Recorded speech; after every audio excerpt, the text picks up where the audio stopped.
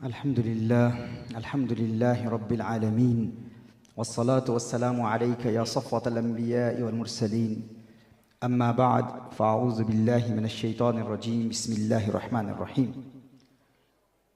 क़ाल अल्लाहु तबारक व तआला फ़िल क़ुरआनिल करीम अऊज़ु बिल्लाहि मिनश शैतानिर रजीम बिस्मिल्लाहिर रहमानिर रहीम इन्नस्सलाता तन्हा अनिल फ़हशाइ वल मुनकर।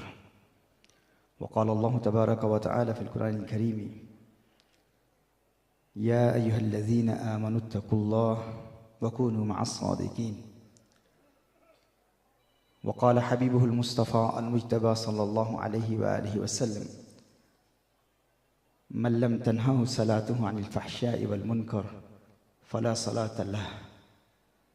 सदक़ल्लाहुल अज़ीम व बल्लग़ना रसूलुहुन नबियुल करीम वक़द सदक़्ता अंत या सय्यदी या सय्यदी या सय्यदी या मक्की या मदनी या अरबी या क़ुरशी या हाशिमी व या सय्यदना या सय्यदना या सय्यदना या हबीबना या तबीबना या हबीबुल मुस्तफ़ा अल मुज्तबा सल्लल्लाहु अलैहि व आलिहि वसल्लम। लाइक सद एहतराम उलमाए किराम, मशाइख़ इज़ाम,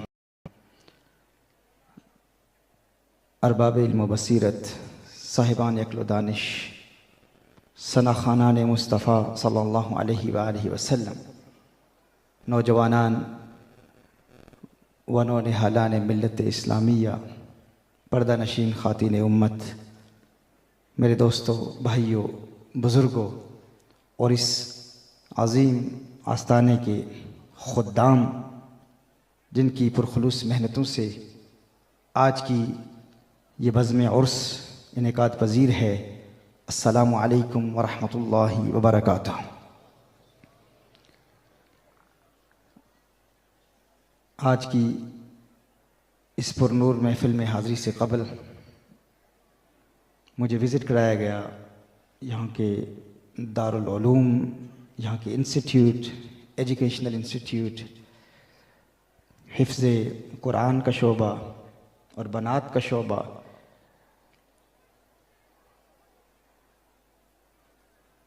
तदरीसी काम जो यहाँ हो रहा है,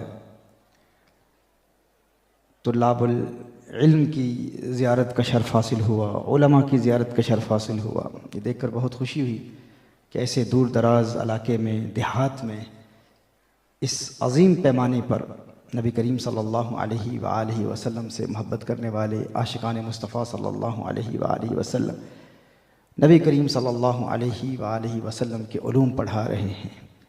अल्लाह जल्ला व अला इस अज़ीम आस्ताने के खुद्दाम की इस काविश को अपनी बारगाह में कबूल फरमाए। अभी जब यहाँ मैं आ रहा था तो बरतानिया से मुझे मैसेजेस आ रहे हैं कि शायद आप को तफसीली तारुफ़ नहीं है, ये वो आस्ताना है जहाँ के शेख़ मोहतरम हज़रत शेख़ तरीक़त हैदर शाह रहमहुल्लाह ने यहाँ से बरतानिया में अज़ीम आलम इस्लाम के मुनाज़िर अल्लामा ज़ियाउल्लाह क़ादरी साहिब, अल्लामा खुदा बख्श क़ादरी साहिब रहमहुल्लाह जैसे अज़ीम उलूम और फ़नून के माहिरीन को यहाँ से भेजा। और चूँकि पहली हाज़री है, तफसीली तारुफ़ तो नहीं था, लेकिन जब वहाँ से पैगामात आए, बल्कि मुहद्दिस सियालकोटी आले रहमा के आस्ताने के साहबज़ादगान ने बरतानिया से रब्ता किया और फिर यहाँ आकर जनाब साजिद कासमी साहिब और जनाब अमानत अली साहिब इनकी काविशों को देखा। अल्लाह जल्ला व अला इन सब की मेहनतों को अपनी बारगाह में कबूल फरमाए। मेरी दुकान पे रोशन न सही किन दिल ने, जानते हैं मेरी सनत के ख़रीदार मुझे। पूरी दुनिया में चर्चा है, पूरी दुनिया में ये पैगाम फैल रहा है। अल्लाह ताला हम सबको इखलास अता फ़रमाए। और जिस तरह यहाँ के खुद्दाम ने एक मुनफरिद अंदाज में, एक यूनिक अंदाज में, यानी ये सिलसिला हमने दुनिया भर में मैं जाता हूँ, प्रोग्राम्स होते हैं, लेकिन ऐसा मुनफरिद काम हमने नहीं देखा। ना वो मोरूसी निज़ाम है जिसकी वजह से अक्सर आस्तानों पर तनकीद की जाती है। खुद्दाम हैं, मुरीदीन हैं जो इस पूरे निज़ाम को इखलास के साथ चला रहे हैं। और ये बहुत बड़ा काम है, बहुत मुनफरिद काम है। अल्लाह जल्ला वाला आपको इत्तिहाद अता फ़रमाए, इत्तिफ़ाक़ अता फ़रमाए और इसी इत्तिहाद और इत्तिफ़ाक़ के साथ इस सिलसिले को जारी रखने की तौफ़ीक़ अता फ़रमाए।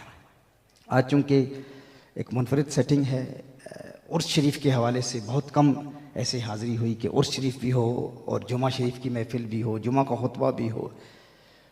तो इस मुनासबत से कुरान करीम की एक आया मुबारका का इंतखाब इसलिए किया है क्योंकि ये वो आस्ताने होते हैं जहाँ से न सिर्फ़ शान औलिया और अक़ायद अहले सुन्नत व जमात का पैगाम फैलाया जाता है बल्कि साथ साथ रूहानी तरबियत भी की जाती है।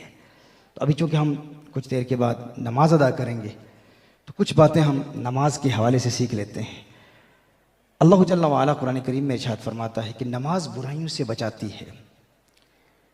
लेकिन क्या वजह है कि हमारे बहुत सारे ऐसे दोस्त देखते हैं, वो कहते हैं कि हमारे बाबा जी दादा हुजूर एक अरसे से नमाज पढ़ रहे हैं लेकिन वो फिर भी गुनाह कर रहे हैं, वालिद साहब झूठ बोलते हैं,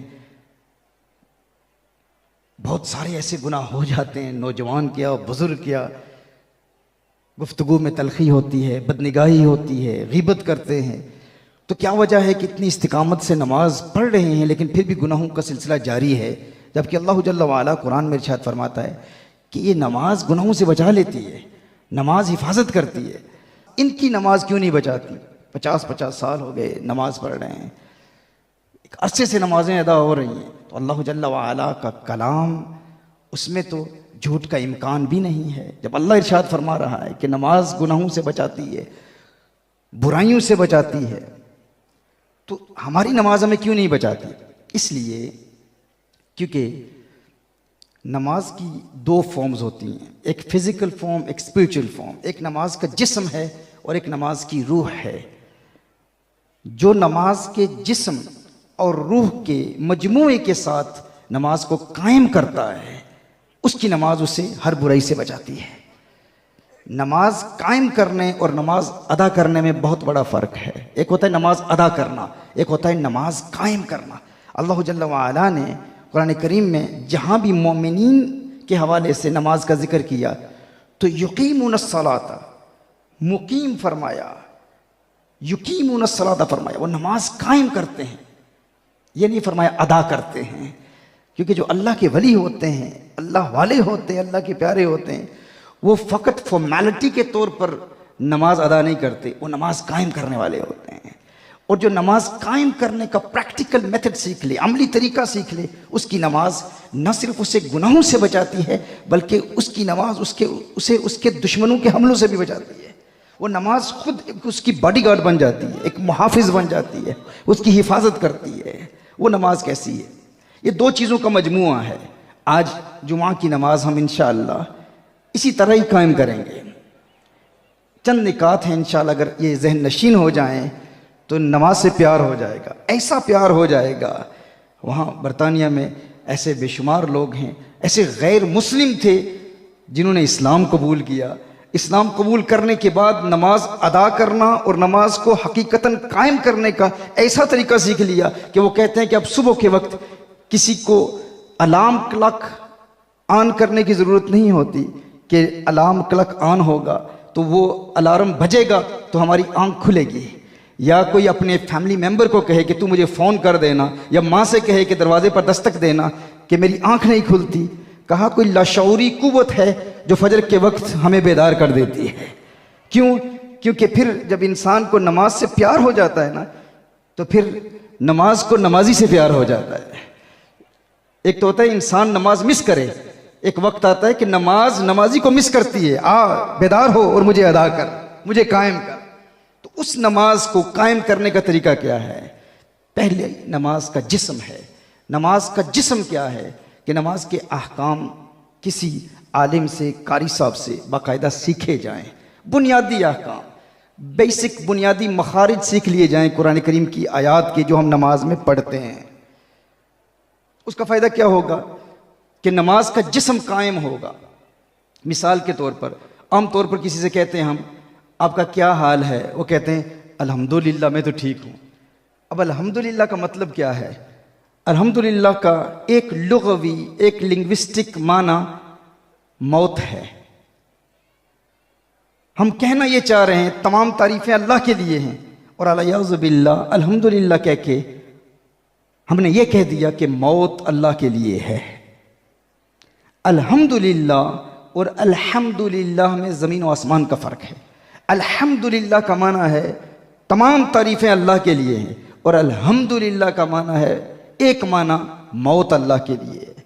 तो जो शख्स नमाज में अल्हम्दुलिल्लाह रब्बिल आलमीन पढ़ रहा है, उसकी नमाज का तो जिस्म भी नहीं है, चाहे जाए कि नमाज की रूह मौजूद हो। ये मैंने एक मिसाल पेश की है। एक मुद्दत से हम नमाज पढ़ रहे हैं, लेकिन इतना वक्त नहीं मिलता कि किसी कारी साहब के साथ बैठकर कि हमारे बुनियादी मखारिज ही दुरुस्त करा दें, और हमारे बुजुर्ग ये ना कहें कि अब तो दांत ही नहीं रहे, अब ज़ुबान कौन से दांतों के नीचे रखनी है, हमारे लिए नामुमकिन है, अब हम क्यों सीखें किसी के पास जाके, हम तो अपने इलाके के बहुत बड़े मालदार शख्सियत हैं, फलां वडेरों से हमारा ताल्लुक़ है, मैं बड़ा सियासतदान हूँ, बड़ा मालदार, अब मैं इलाके के कारी साहब के पास जाके ज़ानुए तलम्मुज़ तय करूँ, ये नहीं हो सकता। तो याद रखें, अगर हकीकतन नमाज कायम करने वाले बनना चाहते हैं और चाहते हैं कि अल्लाह की बारगाह में हमारी नमाज कबूल हो, तो ये बुनियादी काम हमें करना है। दुनिया के लिए हम बहुत कुछ कर लेते हैं, लेकिन आखिरत के लिए कम अज़ कम हमें नमाज का तरीका तो सीखना है। इसके अलावा नमाज के फ़िक़्ह के बुनियादी मसाइल सीखना ज़रूरी है। ये नमाज का जिस्म है। नमाज की रूह क्या है, यानी नमाज का जिस्म क्या है? नबी करीम सल्लल्लाहु ताला अलैहि वसल्लम की सुन्नत के मुताबिक नमाज कायम करना। नमाज यूँ पढ़ें कि हुजूर अकरम सल्लल्लाहु अलैहि वसल्लम के बताए गए अहकाम के मुताबिक हो, अहकाम के ख़िलाफ़ ना हो। बेसिक बुनियादी तजवीद सीख लें, किसी कारी साहब के साथ बैठकर, किसी आलिम साहब के पास बैठकर नमाज के बुनियादी मसाइल सीख लें। ये नमाज का जिस्म है, और उन पर अमल करें तो नमाज का जिस्म मौजूद होगा। नमाज की रूह क्या है? नमाज की रूह ये है कि इब्तिदा से लेकर इंतहा तक, शुरू से लेकर आखिर तक मुकम्मल यकसुई के साथ, मुकम्मल इन्हिमा के कल्ब के साथ, मुकम्मल तवज्जो के साथ नमाज अदा की जाए, नमाज कायम की जाए। यानी दुनिया के ख्यालात से अपने जहन को पाक करके नमाज पढ़ेंगे तो वो नमाज की रूह है। इन दोनों के मजमूए के साथ जो शख्स नमाज कायम करता है, वो नमाज उसे गुनाहों से बचा लेती है। अब नमाज की रूह तक रसाई हासिल करने का तरीका क्या है? पहला अमल, नमाज का तर्जुमा याद कर लें। ये इतना अहम है। हम अल्लाह जल्ला वाला को राज़ी करना चाह रहे हैं। किसी दुनियादार, किसी बड़ी सेलिब्रिटी को, किसी बादशाह को खुश करने के लिए आप जाते हैं, किसी वज़ीर आज़म को खुश करने के लिए आप जाते हैं, किसी मारूफ शख्सियत को खुश करने के लिए आप जाते हैं, तो आप उसके टाइटल्स याद करते हैं, उसका नाम याद करते हैं, उसका मकाम याद करते हैं, उसके अलकाबात याद करते हैं, इसका ये नाम है, इसका ये टाइटल है, इसका ये मकाम है, और फिर उसकी तारीफ में जुमले लिख के जाते हैं। आपके पास जुमले लिखे हुए हों या आपको अज़बर हों, आपने ज़ुबानी याद कर लिए जुमले कि मैं फ़लाँ बड़ी मुक़्तदर शख्सियत को खुश करने के लिए जा रहा हूँ, उसे राज़ी करने के लिए जा रहा हूँ। आपको उससे कोई काम है, लेकिन वो भी जानता है आपने ये जुमले किसी ऐसी ज़ुबान में याद किए, ऐसी ज़ुबान में आपने उन जुमलों को अपने जहन में महफूज कर लिया जो ज़ुबान आपको ख़ुद भी नहीं आती। तो क्या वो बादशाह मुतासिर होगा? वो खुश होगा? वो बड़ी शख्सियत खुश होगी? वो जानता है कि ये रटे रटाए जुमले हैं, ये कह तो रहा है लेकिन इसे खुद नहीं पता कि मैं क्या कह रहा हूँ। 40 साल हो गए, 50 साल बीत गए, दाढ़ियाँ सफ़ेद हो गई, अत्तहियातु लिल्लाहि वस्सलावातु पढ़ रहे हैं। खल्लाक़े कायनात, परवरदिगार आलम, सारी दुनिया का खालिक, वो सारी दुनिया को बनाने वाला, वो बादशाहों का बादशाह, उससे बड़ी ताकत किसी की नहीं। दुनियादार को खुश करने के लिए जाएं तो उसके अलकाबात याद करें, किसी दूसरी ज़ुबान में याद करके उसके सामने बयान करें। वो कभी खुश नहीं होगा अगर उसे पता है कि आपको भी नहीं पता कि आप उसके मुतल्लिक क्या कह रहे हैं। लेकिन अल्लाह को खुश करने के लिए हम जा रहे हैं, लेकिन हमें पता ही नहीं कि अल्लाहुम्मा इन्ना नस्तईनु का मतलब क्या है, हमें पता ही नहीं अल्हम्दुलिल्लाहि रब्बिल आलमीन का मतलब क्या है, हमें इल्म ही नहीं अत्तहियातु लिल्लाहि वस्सलावातु का मतलब क्या है। नमाज का मतलब तो यह है कि अल्लाह से राज़ो नियाज की बातें करें, लेकिन अल्लाह से बातें कर रहे हैं, खुद पता ही नहीं है कि क्या रहे हैं। इसके लिए कितना मुश्किल है। एक हफ्ते में हमें मुकम्मल नमाज का तर्जुमा याद हो सकता है अगर हम थोड़ी सी कोशिश करें। आज इस आस्ताना आलिया से ये पैगाम ले जाएं, अगर बरतानिया और अमेरिका के गोरे, अंग्रेज, गैर मुस्लिम मुसलमान होते हैं, एक हफ्ते में नमाज का तर्जुमा याद कर लेते हैं और फिर हमारे पास आते हैं, हमें कहते हैं यार फुला पाकिस्तानी मुसलमान, फुला हिंदुस्तानी मुसलमान, बांग्लादेशी मुसलमान, जो पैदाइशी मुसलमान है, सारी जिंदगी नमाज पढ़ता रहा और मैंने उससे नमाज का मतलब पूछा, उसे पता ही नहीं कि अल्लाह की बारगाह में क्या अर्ज कर रहा है। तो क्या ख्याल है आपका? कम से कम हमें इतना काम तो करना चाहिए ना कि आज हम इरादा करते हैं कि हम नमाज का तर्जुमा कम से कम सीख लेंगे, फिर देखें नमाज में कितना लुत्फ आएगा। ये पहला मरकजी पॉइंट है नमाज में तवज्जो हासिल करने के लिए कि जब आप नमाज पढ़ रहे होंगे तो जो अल्लाह की बारगाह में अर्ज कर रहे हैं ना, उस पर गौर करेंगे तो आपका दिल दुनिया के ख्यालात से पाक रहेगा। आपको इल्म होगा कि आप अल्लाह की बारगाह में क्या अर्ज कर रहे हैं। ये नहीं कि फिर फॉर्मेलिटी पूरी करने के लिए अल्हम्दुलिल्लाह रब्बिल आलमीन और रहमान रहीम, लेकिन पता ही नहीं है, इसलिए फिर दुनिया के ख्यालात आते हैं, आप दुनिया के मुतल्लिक सोचते हैं। लेकिन जब पता है कि अल्लाह की बारगाह में क्या पढ़ रहे हैं तो फिर अल्लाह ताला इन्हें माँ के कल्ब अता फरमाता है, खुशी व खुदू अता फरमाता है, यकसूई अता फरमाता है। ये पहला पॉइंट है। दूसरा पॉइंट, नमाज पढ़ने से कबल, ये आज हमने करना है, तर्जुमा तो आइंदा हफ्ते इंशाअल्लाह ताला आप याद करके आएंगे और नमाज कायम करेंगे इंशाअल्लाह। लेकिन एक काम आज करने का ये है कि नमाज पढ़ने से पहले अपने आप को इस बात पर आमादा करना कि ये मेरी ज़िंदगी की आखिरी नमाज है, ये आखिरी मौका है अल्लाह से राज़ो नियाज की बातें करने का। नबी करीम सल्लल्लाहु अलैहि वसल्लम की अहादीस की रोशनी में ये सारा कलाम पेश कर रहा हूँ। हुजूर अकरम सल्लल्लाहु अलैहि वसल्लम ने इरशाद फरमाया, जब भी नमाज पढ़ो तो यूं नमाज पढ़ो गोया कि तुम्हारी ज़िंदगी की आखिरी नमाज है। अब हर नमाज पढ़ने से कबल अगर आप अपने आप को आमादा करेंगे, पर्सुएड करेंगे, तैयार करेंगे कि ये मेरी ज़िंदगी की आखिरी नमाज है, आखिरी मौका है, 40, 50, 60 साल के गुनाहों का बोझ अपने कंधों पर उठाए हुए हूँ, अब ये आखिरी मौका है अपने आप को गुनाहों के बोझ से आज़ाद करने का। आप सोचें, जिसको पता हो कि इस नमाज के बाद मेरी मौत वाक़ई हो जाएगी, इसके बाद फिर सजदे का मौका नहीं मिलेगा, इसके बाद मैं कब्र में हूँगा, तो उसे नमाज के दौरान अपने गुनाह भी याद आएंगे, आंखों से अश्कों की बरसात जारी होगी, इंसान रो रहा होगा, या अल्लाह अभी तो मैं कब्र में जाने वाला हूँ, ये आखिरी मौका है। फिर कोई पॉलिटिकल बातें हो रही हूँ, फिर कोई क्रिकेट मैच हो रहा हो या फुटबॉल मैच हो रहा हो, या मुस्लिम लीग नून या PTI के झगड़े हो रहे हों या PP के झगड़े हो रही हों, आपको परवाह ही नहीं होगी। इलेक्शन हो रहे हों या कोई बहुत बड़ी फेमस शख्सियत आपके पास आई हो या बड़ी इंटरेस्टिंग बातें हो रही हों, आपको किसी चीज़ की परवाह नहीं होगी। आप सोचेंगे कि ये तो मेरा आखिरी मौका है अल्लाह को राज़ी करने का, ये लोग तो दुनिया में रहेंगे, इनकी सियासतें चलती रहेंगी, इनके क्रिकेट फुटबॉल मैचेस चलते रहेंगे,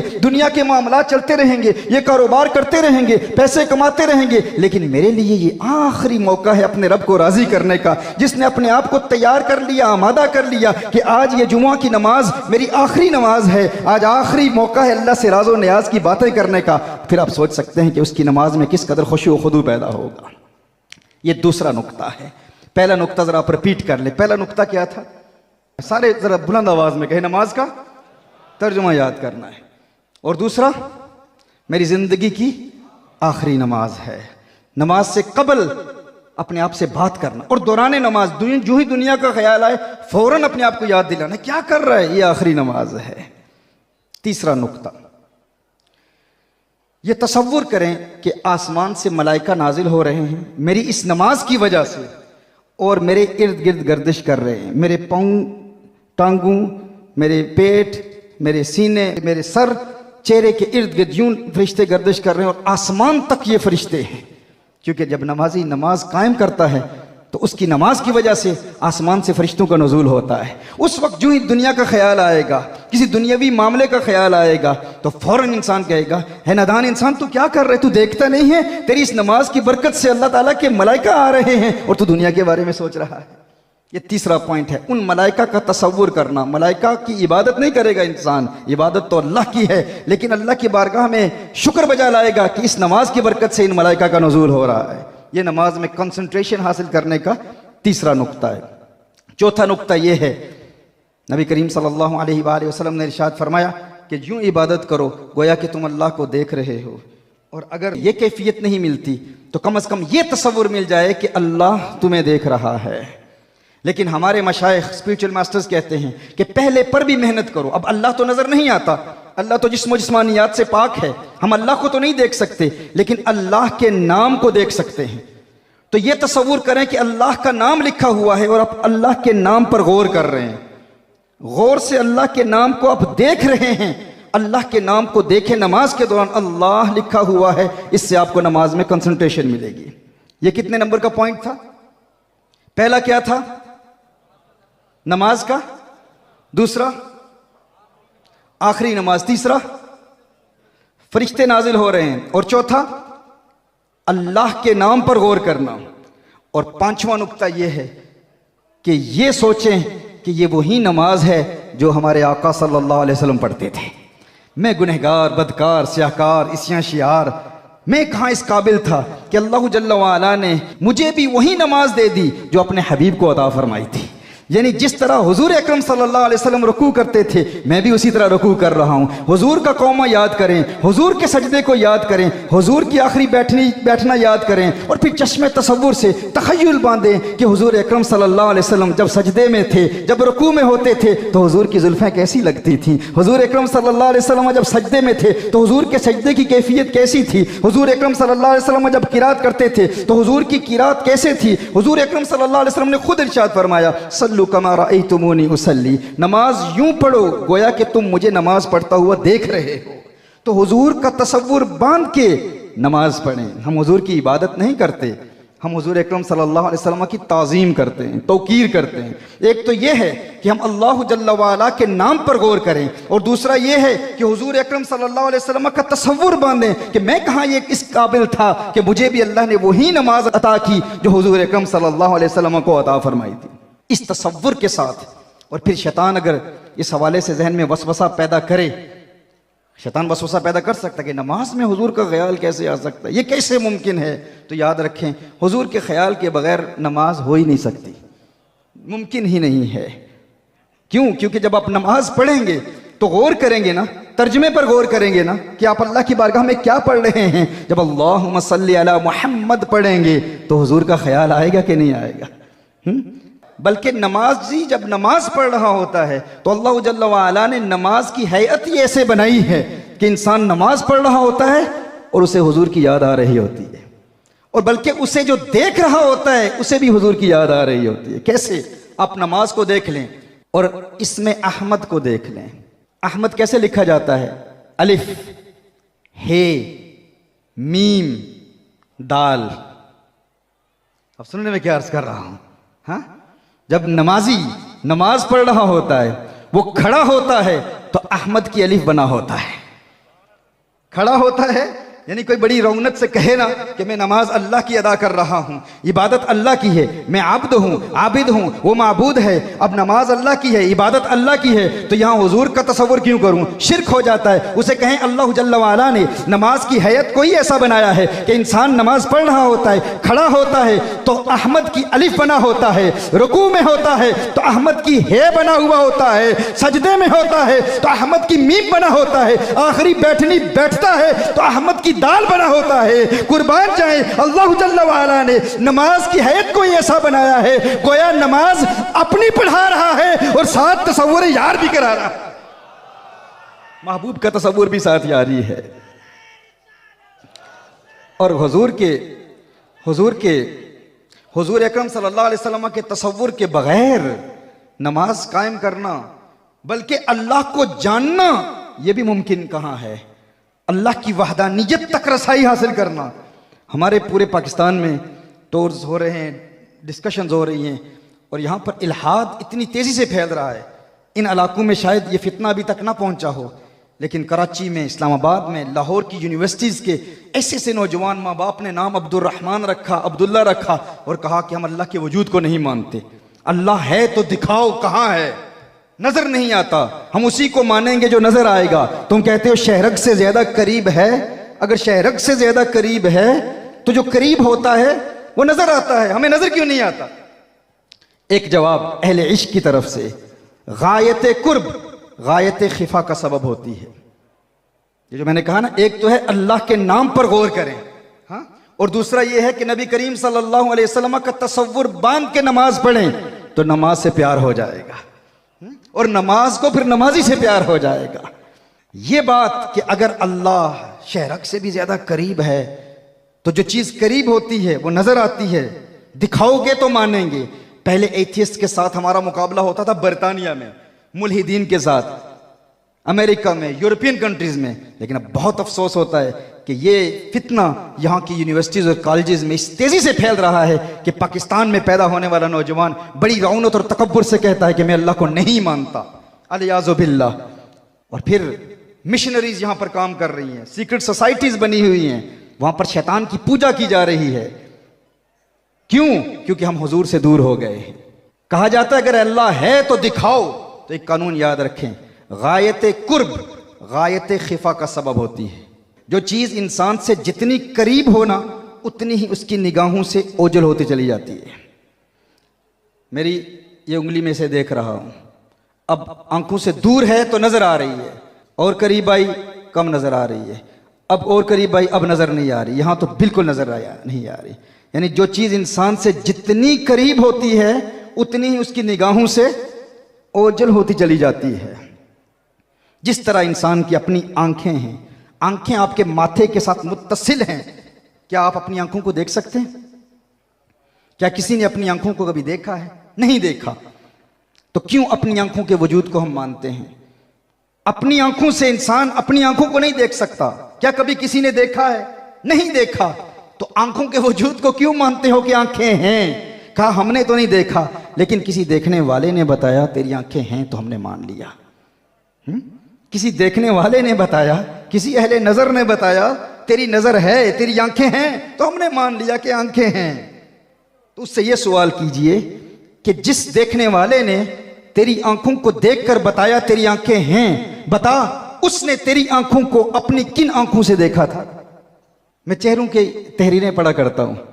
अगर अहले इश्क की मजलिस में कोई बासी चेहरा ले बैठा हो तो फिर मेरा मूड बदल जाता है, क्योंकि अहले मोहब्बत के चेहरे ताज़ा होते हैं। जब हुजूर की शान सुनते हैं तो उनके लबों पर तबस्सुम की खिलखिलाहट बता देती है कि ये हुजूर के आशिक हैं, हुजूर से मोहब्बत करने वाले हैं। कुछ ऐसे होते हैं जो ऐसे जुमले सुनते हैं ना तो उनके कलेजे में दरार आ जाती है, और कुछ सुनते हैं तो उनके चेहरे पर बहार आ जाती है। तो मैं देखना चाहता हूं दरार वाले बैठे हैं या बहार वाले बैठे हैं?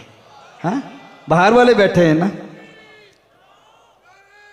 मैं अर्ज कर रहा था, गायत कुर्ब गायत खिफा का सबब होती है। जो चीज़ इंसान की आंखों से जितनी करीब होती चली जाती है उतनी ही उसकी निगाहों से ओझल होती चली जाती है, इंसान को नजर नहीं आती। आप अपनी आंखों को देख नहीं सकते, लेकिन आंखों के वजूद को क्यों मानते हो? कहा इसलिए मानते हैं कि किसी आंख वाले ने बताया है तेरी आंखें हैं, तो उससे भी पूछ लेते कि तू बता, जिस आंख वाले ने बताया तेरी आंखें हैं, उसने तेरी आंखों को अपनी किन आंखों से देखा? कहा उसने भी मेरी आंखों को अपनी उन आंखों से देखा जिन आंखों को उसने भी कभी नहीं देखा था। और तूने उस अंधे की बात को तस्लीम करते हुए अपनी आंखों के वजूद को मान लिया कि मेरी आंखें हैं, हालांकि उसने भी कभी अपनी आंखों को देखा नहीं था, उसकी बात मान ली और अल्लाह के वजूद का इनकार कर रहा है क्योंकि अल्लाह नजर नहीं आता।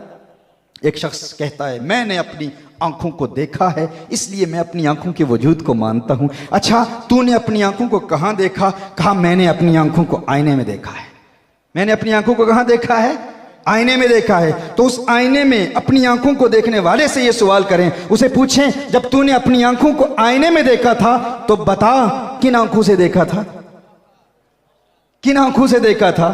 अगर आईने में अपनी इन आंखों को देखा था तो ये आंखें तो आईने में चली गई थी, किन आंखों से देखा था? देख किस चीज से रहा था? आईने में तो आंखें तेरी मुंतकिल हो चुकी हैं ना, फिर किन आंखों से देख रहा है? और अगर ये आंखें यहां हैं तो फिर देख किस चीज को रहा था? पता चला तूने आईने में अपनी आंखों को नहीं देखा, तूने आईने में अपनी आंखों के पर्दों को देखा है, अपनी आंखों की रिफ्लेक्शन को देखा है, अपनी आंखों की झलक को देखा है। तो मैं ये कहने में हक बजानिब हूं कि वो आंखें जो तेरे जिस्म के करीब हैं उन्हें तू आईने के वसीले के बगैर नहीं देख सकता, तो वो रब जो तेरी शहरक से भी करीब है उसे वसीला मुस्तफा के बगैर कैसे देख सकता है? नाराए तकबीर, नाराए रिसालत, नाराए रिसालत, शान मुस्तफा, मकाम मुस्तफा, गुलामान मुस्तफा, ताजदारे खत्म नबूवत, ताजदारे खत्म नबूवत। तो अल्लाह का कुर्ब हासिल करने के लिए हुजूर का कुर्ब हासिल करना ज़रूरी है। नबी करीम सल्लल्लाहु अलैहि वसल्लम का कुर्ब हासिल करना ज़रूरी है। हुजूर के वसीले के बगैर अल्लाह का कुर्ब हासिल नहीं होता। तो नमाज में ये 5 तसव्वुरात फ़कत बयान किए हैं। नमाज का तर्जुमा भी याद करना है, और फिर ये सोचना है कि ये ज़िंदगी की आखिरी नमाज है, और फिर ये अल्लाह के फरिश्तों के नज़ूल का तसव्वुर भी बांधना है, फिर अल्लाह के नाम पर भी गौर करना है। अब अल्लाह तो जिस्मो जिस्मानियात से पाक है, अल्लाह नज़र नहीं आता, अल्लाह को हम देख नहीं सकते, लेकिन हुजूर को तो देख सकते हैं। हुजूर का तसव्वुर बांध के हुजूर की यादों में महव होकर आप नमाज कायम करें, फिर देखें आपको नमाज से कैसे प्यार हो जाता है। फिर फजर के वक्त किसी अलार्म क्लॉक की जरूरत नहीं, कोई गफलत नहीं होगी, कोई सुस्ती नहीं होगी, एक लाशऊरी कुव्वत आकर बेदार करेगी, वो खुद उठाएगी, उठ नमाज कायम कर। ये 5 कम से कम तसव्वुरात जब इनके मजमूए के साथ आप नमाज कायम करेंगे तो एक नमाज का जिस्म है, एक नमाज की रूह है। इन दोनों के मजमूए के साथ अभी आज जब हम जुमा की नमाज पढ़ेंगे तो ये तसव्वुरात हमारे जहन में हों। सबसे पहले अपने आप से कहना है, अगर तर्जुमा नहीं आता, कि ये मेरी ज़िंदगी की आखिरी नमाज है, या अल्लाह तुझसे बातें कर रहा हूँ, इसके बाद शायद मुझे मौका ही न मिले सजदा करने का, माजी के तमाम गुनाहों से तौबा करने के लिए तेरी बारगाह में हाजिर आया हूँ। और फिर अल्लाह के नाम पर तवज्जो करना, ये सोचना कि मलाइका का नुज़ूल हो रहा है। जूं ही शैतान ये ख्याल जहन में लाए दुनिया के मुताल्लिक, बीवी बच्चों के मुताल्लिक, फैमिली के मुताल्लिक, कारोबार के मुताल्लिक, दुनियावी मामलात के मुताल्लिक, फौरन अपने आप को मुतनब्बह करें, अलर्ट करें कि ये तेरी जिंदगी की आखिरी नमाज है। और फिर कहाँ मैं इस काबिल था कि मुझे भी वही रुकू दिया गया जो हुजूर को दिया गया था, मुझे भी वही क़याम दिया गया जो हुजूर को दिया गया था, मुझे भी वही सजदा दिया गया जो हुजूर को दिया गया था। इस तसव्वुर के साथ फिर आखिरी छठा तसव्वुर क्या है कि अपने मुसल्ले को पुल सिरात समझे, कि जिस मुसल्ले पे मैं खड़ा हूँ ये सैयदना अश-शेख शिहाबुद्दीन सोहरवर्दी अलैहि रहमा की तालीमात हैं, मशाइख चिश्त अहले बहिश्त की भी यही तालीमात हैं, और सैयदना शेख अब्दुल कादिर जिलानी रहमहुल्लाह की तालीमात भी यही हैं। इन हिमाक के कल्ब के साथ मुकम्मल यकसुई के साथ नमाज कायम करने का अगर हम तरीका सीख लें तो फिर ये नमाज खुद हमारी मुहाफिज बन जाएगी, हमें प्रोटेक्शन देगी। ये सोचें कि ये मुसल्ला जिस पे मैं खड़ा हूँ ये पुल सिरात है, ये बाल से ज़्यादा बारीक है, तलवार से ज़्यादा तेज़ है। अगर यूं ही ख्यालात फिसले तो मैं फिसल कर जहन्नुम में गिर जाऊंगा। मेरे सर के ऊपर मलकुल मौत हैं, आगे काबतुल्लाह का दरवाज़ा है, काबतुल्लाह के दरवाजे पर गौर करें। और एक वक्त आता है कि इंसान को मारिफत के दरवाजे खुलते हुए नजर आना शुरू हो जाते हैं। इब्तिदा बिगिनर्स के लिए इब्तिदा काबतुल्लाह के दरवाजे से करें, यानी जहां आपका ख्याल जमता है, किसी का ख्याल अल्लाह के नाम पर जमता है तो अल्लाह के नाम पर गौर करें। किसी को सुकून फ़कत तर्जमे में मिलता है तो तर्जमे में गौर करें। और कोई आशिक मुस्तफ़ा जो फ़कत तसव्वुर यार में नमाज पढ़ रहा है वो यही अल्लाह का शुक्र अदा करता रहे। ये इब्तिदाई मराहिल हैं। फिर एक मकाम आता है कि फिर दुनिया में जो कुछ भी हो जाए किसी का खौफ आपको नहीं होगा, और फिर वो नमाज आपकी मुहाफिज बन जाएगी, इतनी बड़ी मुहाफिज आपकी बन जाएगी। हज़रत वहब बिन मुनब्बिह रहमहुल्लाह इरशाद फरमाते हैं कि एक कुल्ली था, वो लोगों का सामान लेता था और किसी जंगल में जाकर उनको कत्ल कर देता था। सामान उठा के ले जाता, जिसका सामान उठा के ले जाता, सामान के बहाने जंगल में जाके उसको कत्ल कर दिया करता था। एक अल्लाह वाले का सामान उठाया, उसे जंगल में ले गया साथ, और उसने देखा वहाँ पर लाशें पड़ी हुई हैं। उसने कहा तू जानता है मैं जिसका सामान उठाता हूँ उसका सामान लूटता हूँ और फिर उसको कत्ल कर देता हूँ। उस अल्लाह वाले ने कहा तू मेरा सामान ले जा और मेरी जान बख्श दे। उसने कहा नहीं, मैं कत्ल करता हूँ। ये उन लोगों के लिए जो कहते हैं कि नमाज गुनाहों से क्यों नहीं बचाती, क्योंकि हम सारी जिंदगी अदा करने वाले रहे, हम कायम करने वाले नहीं बने। कायम करने वाला कौन है? जो नमाज के जिस्म और रूह के मजमूए के साथ नमाज को कायम करता है, इन दोनों चीज़ों को साथ लेके चलता है। कभी कभी नौजवान कहते हैं कि हमारे बुजुर्ग इतनी यकसुई के साथ नमाज पढ़ते हैं कि नमाज पढ़ते हैं तो आंखों में आंसू जारी होते हैं, लेकिन फिर भी वो गीबत कर रहे होते हैं। उनकी नमाज उन्हें गुनाहों से क्यों नहीं बचाती? तो मुमकिन है कि वो पूरी यकसुई के साथ पढ़ रहे हों, मुमकिन है पूरी तवज्जो के साथ पढ़ रहे हों, लेकिन उनकी नमाज की रूह तो है, शायद जिस्म ना हो, शायद अल्हम्दुलिल्लाह ही पढ़ रहे हो। तो जो बॉडी गार्ड होता है ना, उसका जिस्म भी होता है, रूह भी होती है। किसी का कोई मुहाफिज हो, बहुत तकड़ा मुहाफिज हो, तवाना मुहाफिज हो, बॉडी बिल्डर हो, बॉडी उसकी बहुत मजबूत हो, जिस्म बहुत मजबूत हो, लेकिन अंदर रूह ही ना हो, तो वो बॉडी गार्ड आपकी हिफाजत कर पाएगा? लोग कहते हैं फुलां कारी साहब इतनी अच्छी किरात करते हैं, इतने बेहतरीन कारी हैं, उनकी आवाज बहुत अच्छी है, मदीना मुनव्वरा से पढ़ के आए हैं, अरब दुनिया से पढ़ के आए हैं।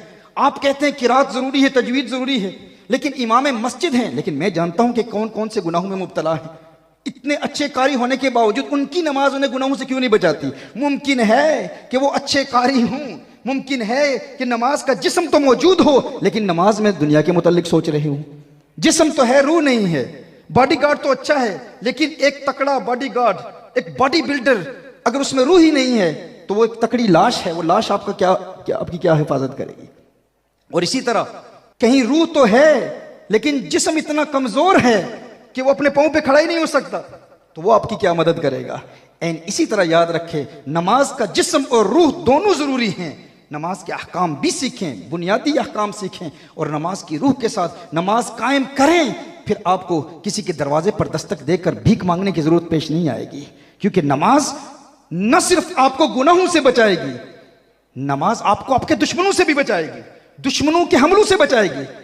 फिर आप मुस्तगनी हो जाएंगे, आपको किसी की जरूरत नहीं पेश आएगी, किसी के दरवाजे पे दस्तक देने की जरूरत पेश नहीं आएगी। आपकी नमाज आपकी खुद मुहाफिज बन जाएगी, लेकिन नमाज कायम करने वाले बने। तो वो कुल्ली उस शख्स को ले गया, उसने कहा मैं तो तुझे कत्ल करूंगा, सामान भी लूटूंगा, तुझे कत्ल करूंगा। उसने कहा ठीक है, फिर मुझे 2 रकअत पढ़ने दे, मैं नमाज कायम करने वाला हूं। उसने कहा ठीक है, तू नमाज पढ़ ले। उसने अल्लाहु अकबर पढ़ा, नमाज शुरू की, अल्हम्दुलिल्लाह रब्बिल आलमीन। अभी वो पढ़ ही रहा था पूरी यकसुई के साथ, पूरी तवज्जो के साथ, क्योंकि उसने अपने आप को कायल कर लिया था, आमादा कर लिया था इस बात पर कि ये तो मेरी जिंदगी की आखिरी नमाज है। क्योंकि हर वो बंदा जो अपने आप को इस हवाले से कायल कर लेता है, हर नमाज में जब वो सजदा करता है कि ये मेरी आखिरी नमाज है, जब इस तवज्जो से उसने नमाज पढ़ी तो आसमान से एक रूहानी मखलूक आई, घोड़े पर सवार है, नूर की तरह रोशनी चमक रही है, तलवार उसके हाथ में है, तलवार से उस कातिल को वो कत्ल करता है। ये नमाज पढ़ के मुकम्मल करता है, अस्सलामु अलैकुम व रहमतुल्लाह, अस्सलामु अलैकुम व रहमतुल्लाह। देखता है वो कुल्ली जो कातिल था, इसे मारना चाह रहा था, उसको देखता है कि वो मुर्दा पड़ा है, और उस नूरानी रूहानी मखलूक के पास जाता है, तू कौन है? उसने कहा कि मैं तेरी नमाज की जिस्मानी शक्ल हूं, अल्लाह ने मुझे तेरी हिफाजत के लिए इस नमाज की बरकत से मुकर्रर किया हुआ है, ताकि जब भी कोई दुश्मन तुझ पर हमला करेगा मैं तेरी हिफाजत करूंगा। ये वो बॉडीगार्ड है नमाज। हाँ, दर दर दिए दुर दुर नालू, दुर बन जा एक दरदा। नहीं, पंजाबी नहीं आती, ठीक है, मैं उर्दू में ही जारी रखूं, चूंकि मैं इस वक्त लखनऊ में बैठा हुआ हूं ना, लखनऊ में बयान कर रहा हूं, तो पंजाबी तो सुनने वाले समझने वाले हैं ही नहीं यहाँ पर। हाँ, सुभान अल्लाह, सुभान अल्लाह, सुनने वाले। अच्छा, दर दर दिए दुर दुर नालू। पंजाबी मेरी पहली जुबान नहीं है, बल्कि उर्दू भी मेरी पहली जुबान नहीं है। उर्दू भी मेरी सीखी हुई जुबान है, पंजाबी भी मेरी सीखी हुई जुबान है। यानी बरतानिया में सारी जिंदगी मेरी गुजरी, तो पहली जुबान जिस जुबान में हमने पढ़ा, स्कूल गए, कॉलेज गए, यूनिवर्सिटी, वो इंग्लिश है। लेकिन आपकी तबीयतों की ज़ियाफ़त के लिए मैं कुछ अशार पेश कर रहा हूँ। तो दर दर की ठोकरें खाने वाला, कभी उसके दरवाजे पर दस्तक दी, कभी उससे मदद मांगी, कभी किसने अपने दरवाजे से धुतकारा, धक्के दिए, जा तू मंगता है, भिखारी है, गरीब है, मुफलिस है, नादार है। कहा नमाज से प्यार कर लो, नमाज को अपना मुहाफिज बना लो, फिर दर दर की ठोकरें खाने की जरूरत नहीं पेश आएगी। दर दर दिए दुर दुर नालू, दुर बन जा एक दरदा, चव्वल कुत्ता क्यों खवेंदा है, दुर बन वक्ता मरदा। सुभान, एक बारगाह से वाबस्ता हो जाता है, फिर उसे दर दर की दुर दुर से आजादी मिल जाती है, क्योंकि वो एक दर का दुर बन जाता है। दुर कहते हैं मोती को, एक दर का दुर बन जाता है। लेकिन ये बात उसे ही समझ आएगी जो फ़कत फ़ज़ाइल और जो शीले खिताब सुनने के आदी हूँ कि फ़कत औलिया अल्लाह की करामतें ही बयान की जाएं, उन्हें ये बात समझ नहीं आएगी कि मिजाज यही बन गया है ना। लेकिन ये डोडा शरीफ का आस्ताना है, यहाँ रूहानी तरबियत भी होती है, यहाँ बुजुर्ग पर्दा फरमा जाएं तो फिर भी अपने मुरीदों को ऐसा तैयार करते हैं कि वो चले भी जाएं, उनका रूहानी फैज़ान ऐसा होता है कि फिर पूरी दुनिया में हुफ़ाज़ तैयार होते हैं, उलमा तैयार होते हैं। वहां समझ नहीं आएगी जहां पर दीन का इल्म नहीं है, जहां दीन के अहकाम नहीं है, जब शरीयत के अहकाम ना हो। लेकिन ये तो मैं अहले फहम से बात कर रहा हूं, मगर न वहां तो मोरख नु की पंद नसीहत, पत्थर नु की पाला, दुद्धा अंदर काग नो है, ये अंत काले दा काला। दूध के अंदर कव्वे को इस नीयत से डाल दें कि उसका रंग बदल जाएगा, वो तो काले का काला ही रहेगा, वो नहीं बदलेगा। लेकिन वो जो अहले दिल की महफिल में आता है, अहले नज़र की महफिल में आता है, वो न सिर्फ सीखता है, न सिर्फ सुनता है, बल्कि अमल करने के इरादा करके यहाँ से उठेगा कि आज हम नमाज जुमा पढ़ेंगे तो इस तवज्जो से पढ़ेंगे, इस यकसुई से पढ़ेंगे, और इंशाअल्लाह फिर नमाज से हमें प्यार हो जाएगा। और यही वो नमाज का प्यार है जो इंसान को फिर तकवा की राहों पर गामज़न करता है। नमाज इंसान को मुत्तकी बनाती है, नमाज इंसान की हिफाजत करती है। अल्लाह ने इरशाद फरमाया, ए ईमान वालो तकवा इख्तियार करो और अल्लाह वालों की संगत इख्तियार करो। वकूनु मास्सादिकीन, तकवा का सिला अरबी जुबान में अगर अल्लाह हो तो इसका मतलब होता है डरना, और अगर गैरुल्लाह हो तो इसका मतलब है बचना। यानी अगर कहा जाए ना अल्लाह का तकवा इख्तियार करो तो इसका मतलब होता है अल्लाह से डरो, और अगर इसका सिला गैरुल्लाह हो, अल्लाह का गैर हो, तो इसका मतलब है बचो। अल्लाह से डरो और गैरुल्लाह से बचो। अल्लाह से डरना तकवा है और गैरुल्लाह से बचना तकवा है। लेकिन इसके फौरन बाद अल्लाह इरशाद फरमाता है वकूनु मास्सादिकीन, और अल्लाह वालों का कुर्ब इख्तियार कर लो। अल्लाह खुद फरमा रहा है कि अल्लाह से डरो और गैरों से बचो, और फिर खुद फरमा रहा है सादिकीन का कुर्ब इख्तियार करो, अल्लाह के वलियों का कुर्ब इख्तियार करो। तो यहां तारुज नहीं है, कंट्रडिक्शन नहीं है। जाहिरी तौर पर तो तारुज लग रहा है। अगर कोई कुरान का तालिब इल्म कुरान करीम की दीगर आयात की रोशनी में इस नतीजे पर पहुंचे कि तकवा कहते ही इसे हैं अल्लाह से डरो गैरों से बचो, फिर अल्लाह फरमा रहा है कि मेरे वलियों का कुर्ब इख्तियार करो, तो क्या वली ये अल्लाह हैं? अल्लाह नहीं है। अगरचे ये अल्लाह नहीं है, अल्लाह के बंदे हैं, अल्लाह माबूद है, वो खालिक है, ये मखलूक हैं, ये अल्लाह तो नहीं, ये अल्लाह के बंदे हैं, अल्लाह के इबाद हैं, लेकिन ये वो गैर नहीं जो अल्लाह की गुस्ताखी करते हैं, अल्लाह के महबूब की गुस्ताखी करते हैं। गैरुल्लाह और होते हैं, औलियाउल्लाह और होते हैं। ये अल्लाह के प्यारे हैं, इनका कुर्ब इख्तियार करो। इनका कुर्ब तुम्हें फिर तकवा की राहों पर गामजन करेगा, तकवा पर इस्तिकामत अता फरमाएगा, ईमान पर इस्तिकामत अता फरमाएगा। तो एक तो यह है कि नमाज का प्यार, और फिर नमाज पढ़नी है तो अल्लाह वालों के करीब रह के पढ़नी है, अल्लाह वालों का कुर्ब इख्तियार करके पढ़नी है। इसका फायदा क्या होगा? अल्लाह जल्ला वाला आपको तकवा में इस्तिकामत देगा, और यही वो मुत्तकी हैं। देखें अल्लाह कुरान में इरशाद फरमाता है, ये आया हमने बार बार पढ़ी ना, अला इन्ना औलिया अल्लाह ला खौफुन अलैहिम वला हुम यहज़नून। अल्लाह के वली डरते नहीं हैं, डर से पाक हैं। यहां खुद अल्लाह इरशाद फरमा रहा है अल्लाह से डरो, और इसी आया में फरमाया अल्लज़ीना आमनू व कानू यत्तकून, कि ये वो ईमान वाले हैं जो तकवे वाले हैं, डरने वाले हैं। और उधर अल्लाह इरशाद फरमा रहा है वली डरते नहीं, फरमाया वलियों को किसी का डर नहीं, खौफ नहीं, फिर खुद फरमा रहा है डरते भी हैं। इसी आया में अला इन्ना औलिया अल्लाह ला खौफुन अलैहिम वला हुम यहज़नून। उसके बाद क्या फरमाया? अल्लज़ीना आमनू व कानू यत्तकून, फरमाया अल्लाह के वली डरते नहीं हैं, फिर खुद फरमाया डरते हैं। बज़ाहिर तारुज़ है, बज़ाहिर कंट्रडिक्शन है। फर्क ये है जब फरमाया खौफ नहीं डर नहीं, फिर खुद फरमाया खौफ है डर है, तो किससे डरते हैं और किससे नहीं डरते? कहा अल्लाह के वली वो हैं जो सिर्फ उस एक से डरते हैं, जो एक से डरता है, एक से डरता है, फिर वो हर एक से नहीं डरता, फिर वो हर एक से नहीं डरता, क्योंकि वो एक से डरता है। जो एक से डरता है वो हर एक से नहीं डरता, और जो उस एक से नहीं डरता फिर वो हर एक से डरता है।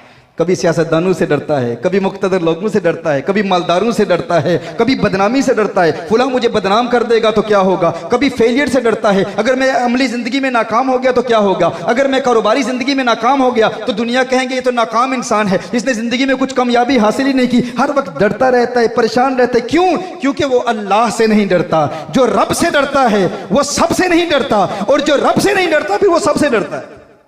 अला इन्ना औलिया अल्लाह ला खौफुन अलैहिम वला हुम यहज़नून, फिर उन्हें किसी चीज की परवाह नहीं होती, किसी का डर नहीं होता, क्योंकि वो अल्लाह के प्यारों की संगत में, उनके कुर्ब में रहकर नमाजें कायम करते हैं, तकवे में इस्तिकामत मिलती है। फिर अल्लाह जल्ला वाला उनके दुश्मनों को खुद तबाह करता है, क्योंकि फिर वो परेशान नहीं होते, उन्हें किसी चीज की परेशानी ही नहीं होती, किसी चीज का डर ही नहीं होता, किसी चीज का गम ही नहीं होता, क्योंकि वो जानते हैं कि अब हमारे दुश्मन सिर्फ हमारे दुश्मन नहीं, अब वो अल्लाह के दुश्मन भी हैं। बगदाद के एक फकीर का वाकया बड़ा मशहूर है। बगदाद की गली में उसका गुजर हुआ तो देखा कि एक हलवाई ने उस फकीर को बुलाया और कहा कि आ तुझे दूध पिलाता हूँ। तो हलवाई ने उसे दूध पिलाया। दूध पीकर अल्लाह का शुक्र अदा किया। अल्लाह का शुक्र अदा करके वहाँ से गया तो देखता है कि एक फाहिशा औरत है, गुनहगार औरत है, वो अपने किसी यार के साथ सीढ़ी से नीचे उतर रही है और बारिश हो रही थी, तो इसका पाँव फिसला, कीचड़ में लगा, कीचड़ उछल के उसके कपड़ों पे गिरा और उसके कपड़े गंदे हो गए। अब उसका महबूब वहाँ खड़ा था, उसे गुस्सा आया। उसने कहा फकीर तू पागल है, देखता नहीं किस कदर महंगे कपड़े हैं, तूने मेरी इस महबूबा के कपड़े गंदे कर दिए। उसने उसे थप्पड़ मारा। ये फ़कीर था, अल्लाह वाला था, वहाँ से गुजरा, आसमान की तरफ देखता है, देख के कहता है, ए अल्लाह, तेरी शानें भी अजीम हैं, तेरी शानें भी अजीब हैं। कभी हलवाइयों से दूध पिलाता है और कभी इन लोगों से थप्पड़ पड़ते हैं, कभी दूध पीता हूँ। या अल्लाह, तेरी शानें भी अजीब हैं, तू भी अजीम शानों वाला है। उसका ये कहना था कि वो औरत जो सीढ़ियों से नीचे आ रही थी, उसका पाँव फिसला, सर दीवार पर लगा और उसकी मौत वाक़ई हो गई। जब मौत वाक़ई होगी तो बगदाद की गली के वहाँ पर कुछ और लोग भी थे, उन्होंने कहा ये फ़कीर अजीब लोग होते हैं, इतना तहम्मुल नहीं, इतना सब्र नहीं। ज़रा सी मार पड़ी तो गुस्से में आ गया, जलाल में आ गया और इसको बद्दुआ दे दी, फौरन बद्दुआ दे दी कि इसकी मौत वाक़ई हो गई। उससे गिला किया, कहा फ़कीरों में तो बड़ा ज़ब्त होता है, बड़ा तहम्मुल होता है, बड़ी वुसअत होती है, उनका कल्ब बड़ा वसी होता है, इतनी बात भी बर्दाश्त नहीं कर सका। फ़कीर तो बर्दाश्त वाले होते हैं, तहम्मुल वाले होते हैं, बद्दुआ दे दी। उसने कहा मैंने तो किसी को बद्दुआ नहीं दी, मैंने कहाँ बद्दुआ दी है? कहा तूने बद्दुआ दी है, तेरी बद्दुआ से तो उसकी मौत वाक़ई होगी। हम जानते हैं तू फ़कीर है, तू जो कहता है हो जाता है, तो तूने बद्दुआ दी। उसने कहा मैंने बद्दुआ नहीं दी।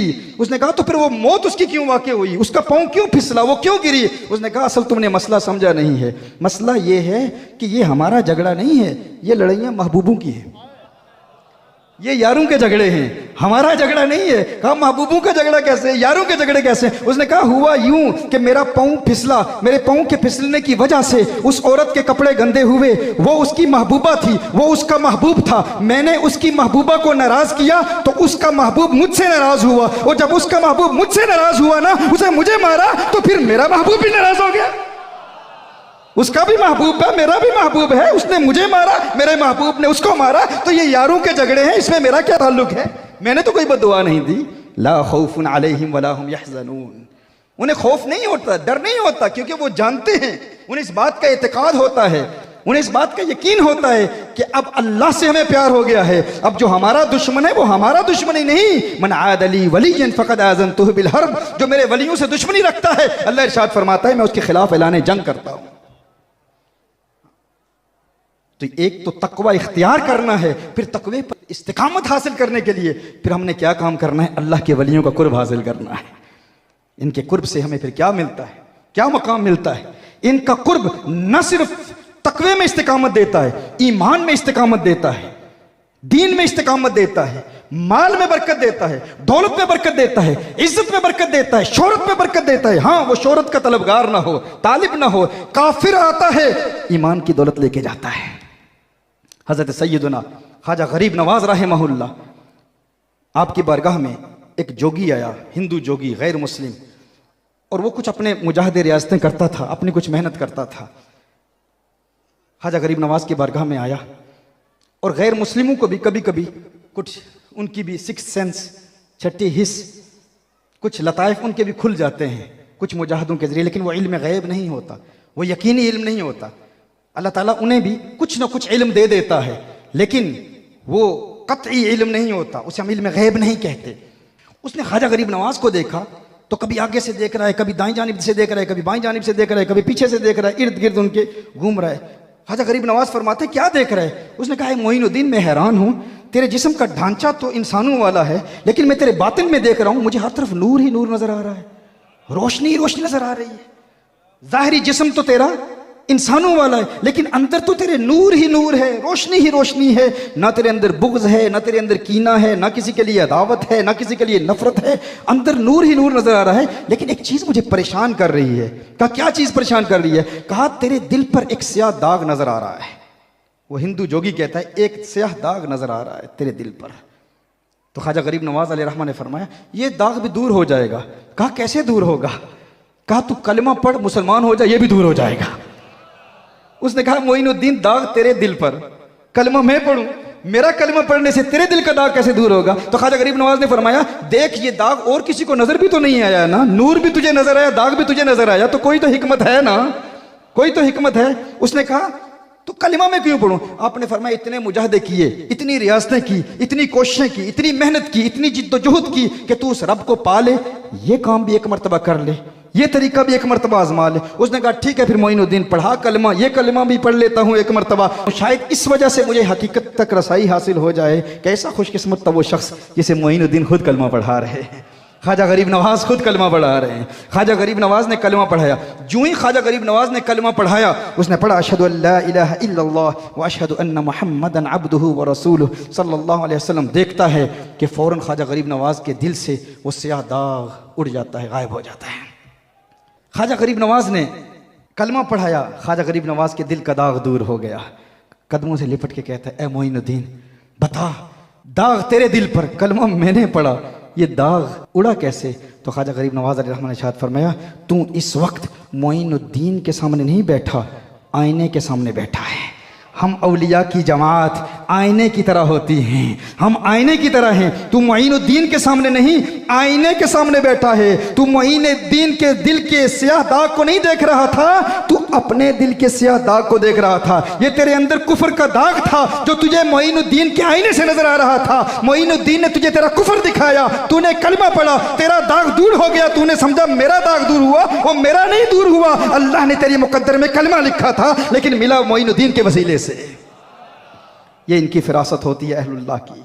इनके कुर्ब से बेईमान आए तो ईमान की दौलत हासिल करके जाता है। ख्वाजा निजामुद्दीन औलिया महबूब इलाही बीमार हो गए। एक पंडित आया दम करने के लिए। ख्वाजा निजामुद्दीन औलिया महबूब इलाही को दम करने के लिए एक पंडित आता है और दम करता है, फौरन ठीक हो जाते हैं। ख्वाजा निजामुद्दीन फरमाते हैं, तेरा मुजाहदा क्या है, तेरी रियाजत क्या है, तूने क्या मेहनत की है कि तेरी जुबान में इतनी तासीर पैदा हो गई कि तूने निजामुद्दीन औलिया महबूब इलाही जैसे वली कामिल पर दम किया और वो फौरन ठीक हो गया। उसने कहा और कोई मुजाहदा नहीं है, और कोई रियाजत नहीं है, मैं हमेशा अपने नफ्स के खिलाफ करता हूँ। जो मेरा नफ्स कहता है ना, मैं उसका उलट करता हूँ। नफ्स कहता है चावल खा, मैं रोटी खा लेता हूँ। नफ्स कहता है ठंडा पानी पी, मैं गर्म पानी पी लेता हूँ। नफ्स कहता है दूध पी, मैं कुछ और पी लेता हूँ, शरबत पी लेता हूँ। मैं हमेशा अपने नफ्स के खिलाफ करता हूँ। इस खिलाफ करने की वजह से मेरी जुबान में इतनी तासीर पैदा हो गई है कि मैं जिस पर दम करता हूँ वो ठीक हो जाता है। तो ख्वाजा निजामुद्दीन औलिया रहमहुल्लाह ने उसके कान में एक जुमला कहा, फिर और कुछ कहने की जरूरत पेश नहीं आई। उन्होंने एक जुमला कहा, फिर और कुछ नहीं कहा, फिर सब कुछ उसने कहा। उन्होंने कान में एक जुमला कहा, उसने कहा अशहदु अल्ला इलाहा इल्लल्लाह व अशहदु अन्ना मुहम्मदन अब्दुहु व रसूलुहु। कलमा पढ़ के मुसलमान हो गया। मुरीद पूछते हैं कि आप तो इलाज कराने के लिए आए थे, इसका इलाज कर दिया। अल्लाह के वली इलाज कराने के लिए नहीं आते, वो इलाज करने के लिए आते हैं। कहा फिर इसको क्या कहा कान में कि जिसकी वजह से ये कुफ्र से पाक हो गया? कहा मैंने और कुछ नहीं कहा, ना कोई दलीलें दी, ना कोई अकली दलाइल, ना कोई मंतकी दलाइल, ना कोई फलसफी दलाइल। ये वलियों का अंदाज है, अल्लाह ने इनको फिरासत दी है। इत्तकू फिरासतल मोमिन फइन्नहु यंजुरु बिनूरिल्लाह। अल्लाह के वली की फिरासत से डरो कि वो अल्लाह के नूर से देखता है। उसका अंदाज दिल बराना होता है, उसका अंदाज जुदा होता है। कहा फिर कलमा कैसे पढ़ाया? कहा उसने कहा था ना कि मैं हमेशा अपने नफ्स के खिलाफ करता हूँ। नफ्स कहता है ठंडा पानी पी तो मैं गर्म पीता हूँ, नफ्स कहता है चावल खा तो मैं रोटी खाता हूँ। तो मैंने उसके कान में एक जुमला कहा, मैंने कहा तेरा नफ्स इस बात पे राजी है कि तू मुसलमान हो जाए? कहा नहीं नहीं नहीं नहीं, मुसलमान तो नहीं हो सकता। कहा फिर नफ्स का उलट करना, मेरा ये बात कहना था कि उसने फौरन उलट किया, कलमा पढ़ के मुसलमान हो गया। ये अल्लाह के वलियों का तरीका होता है।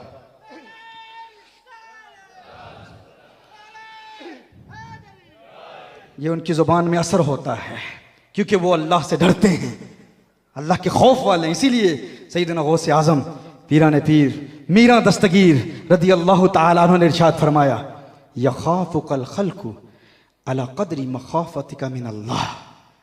जितना तू अल्लाह से डरेगा इतना ही अल्लाह की मखलूक तुझसे डरेगी। जितना तेरे दिल में अल्लाह का खौफ होगा उतना ही अल्लाह की मखलूक तुझसे डरेगी। तुझे कोई तंग नहीं करेगा, लेकिन तू अल्लाह वाला बन के तो देख, अल्लाह का कुर्ब हासिल करके तो देख, अल्लाह जल्ल वाला के महबूब सल्लल्लाहु अलैहि वसल्लम का कुर्ब हासिल करके तो देख। अगर यहाँ की हसीनाओं के चेहरे भी देख रहा है, रात के वक्त हराम देख रहा है, बदनिगाही कर रहा है और फिर कह रहा है कि मेरे दिल में खौफ खुदा क्यों नहीं? पहले तज़किया नफ्स के रूहानी मराहिल तय करके देख, फिर देख दिल की दुनिया ऐसी आबाद होगी, हकीकी खौफ पैदा होगा, अल्लाह का हकीकी डर पैदा होगा, हुजूर अकरम सल्लल्लाहु अलैहि वसल्लम का सच्चा प्यार दिल में पैदा होगा। तकवा वाले बनने की कोई, हम तो आमतौर पर लोग कह देते हैं ना, मैं तो मुत्तकी हूँ यार, हम तो तकवा वाले हैं। यही जुमला बहुत आम कहा जाता है। हम तो इखलास के साथ दीन की मेहनत कर रहे हैं। इमाम नववी रहमहुल्लाह इरशाद फरमाते हैं, ये दावा ही गलत है कि हम इखलास वाले हैं। कभी ये नहीं कहना चाहिए कि हम इखलास के साथ मेहनत कर रहे हैं। कहा इखलास तो अल्लाह की जानिब से एक ख़ास नूर है जो अता किया जाता है, इसका दावा वही करता है जो मुखलिस नहीं है। कहा ये कहा करो ए अल्लाह हमें इखलास अता फरमा दे, इखलास की दुआ किया करें, अल्लाह से मांगा करें इखलास की नेमत। और फिर ये भी कहा जाता है हम तो अल्लाह से डरने वाले हैं भाई, अल्लाह के खौफ वाले हैं, हम तो अल्लाह का डर दिल में रखते हैं। ये बहुत बड़ा दावा है, अल्लाह का डर है दिल में। ये दावा तो बड़े बड़े औलिया ने नहीं किया कि हम कहाँ खौफ वाले हैं।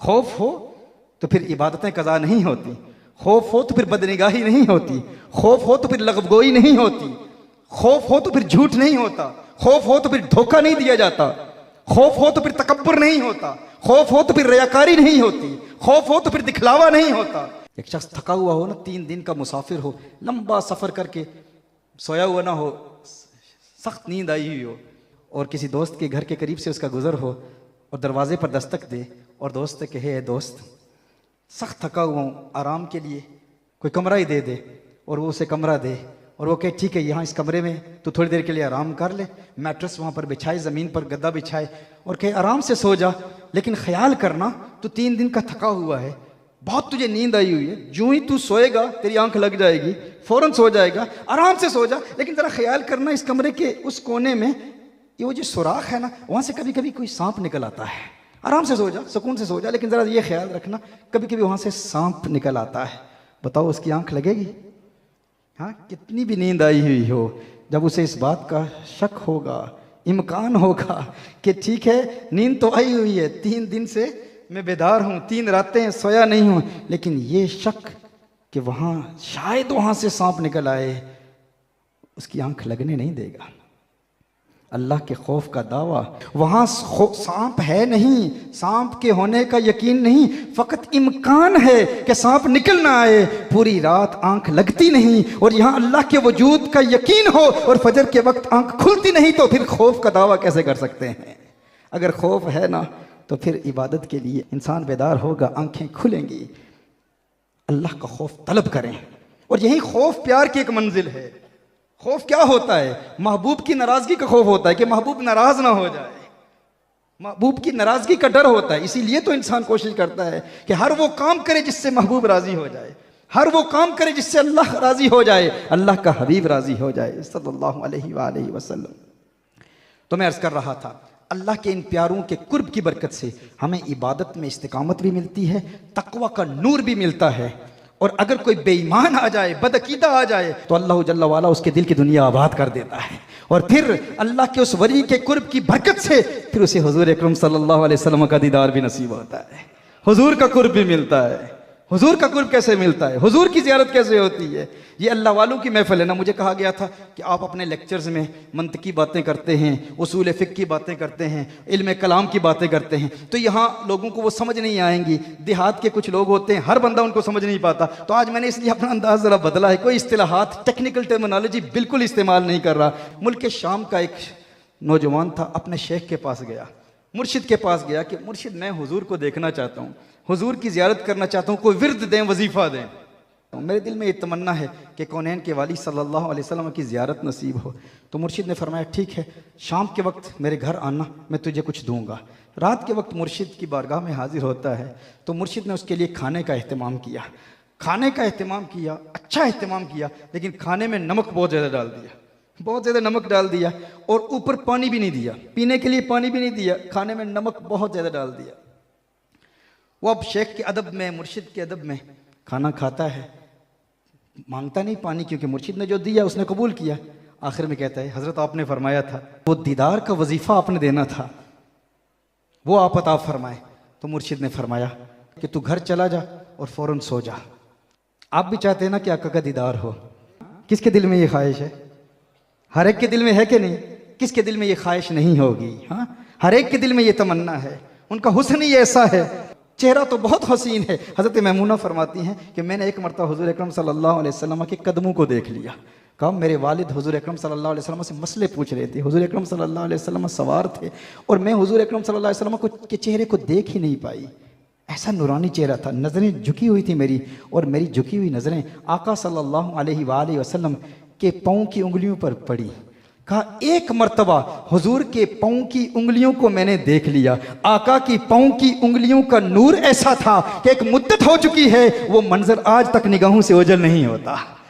एक मर्तबा आका के पाँव की उंगलियों को देख लिया। कहा ऐसी हसीन उंगलियां थीं, एक मुद्दत बीत गई, आज दिन तक वो मंजर आंखों से ओझल नहीं होता। मैं कहता हूं जो आका के पाँव की उंगलियों को एक मर्तबा देख ले, मुद्दत गुजर जाए, आका के पाँव की उंगलियों का हुस्न निगाहों से ओझल नहीं होता। अगर ये पाँव की उंगलियों का नूर है तो चेहरा वद्दुहा के नूर का आलम क्या होगा, कि चेहरे के नूर का आलम क्या होगा। नाराए तकबीर, नाराए रिसालत, शान मुस्तफ़ा, मकाम मुस्तफ़ा, गुलामान मुस्तफ़ा, उलमाए अहले सुन्नत। और चेहरे का नूर कैसा है? सैयदतुना आयशा रदियल्लाहु ताला अन्हा, मेरे आका सल्लल्लाहु अलैहि वसल्लम चेहरे का हुस्न तो बहुत बुलंद, बहुत अरफा, बहुत आला। वो अपने आका सल्लल्लाहु अलैहि वसल्लम के कानों के हुस्न का जिक्र करती हैं। आयशा रदियल्लाहु ताला फरमाती हैं कि आका के कानों का हुस्न कैसा है, आका के कान कैसे हसीन हैं। कहा आका के कानों का हुस्न ऐसा है कि जिस तरह रात के वक्त काले बादल छाए हुए हों और काले बादलों के पीछे चांद सितारों की झिलमिलाहट नजर आती है।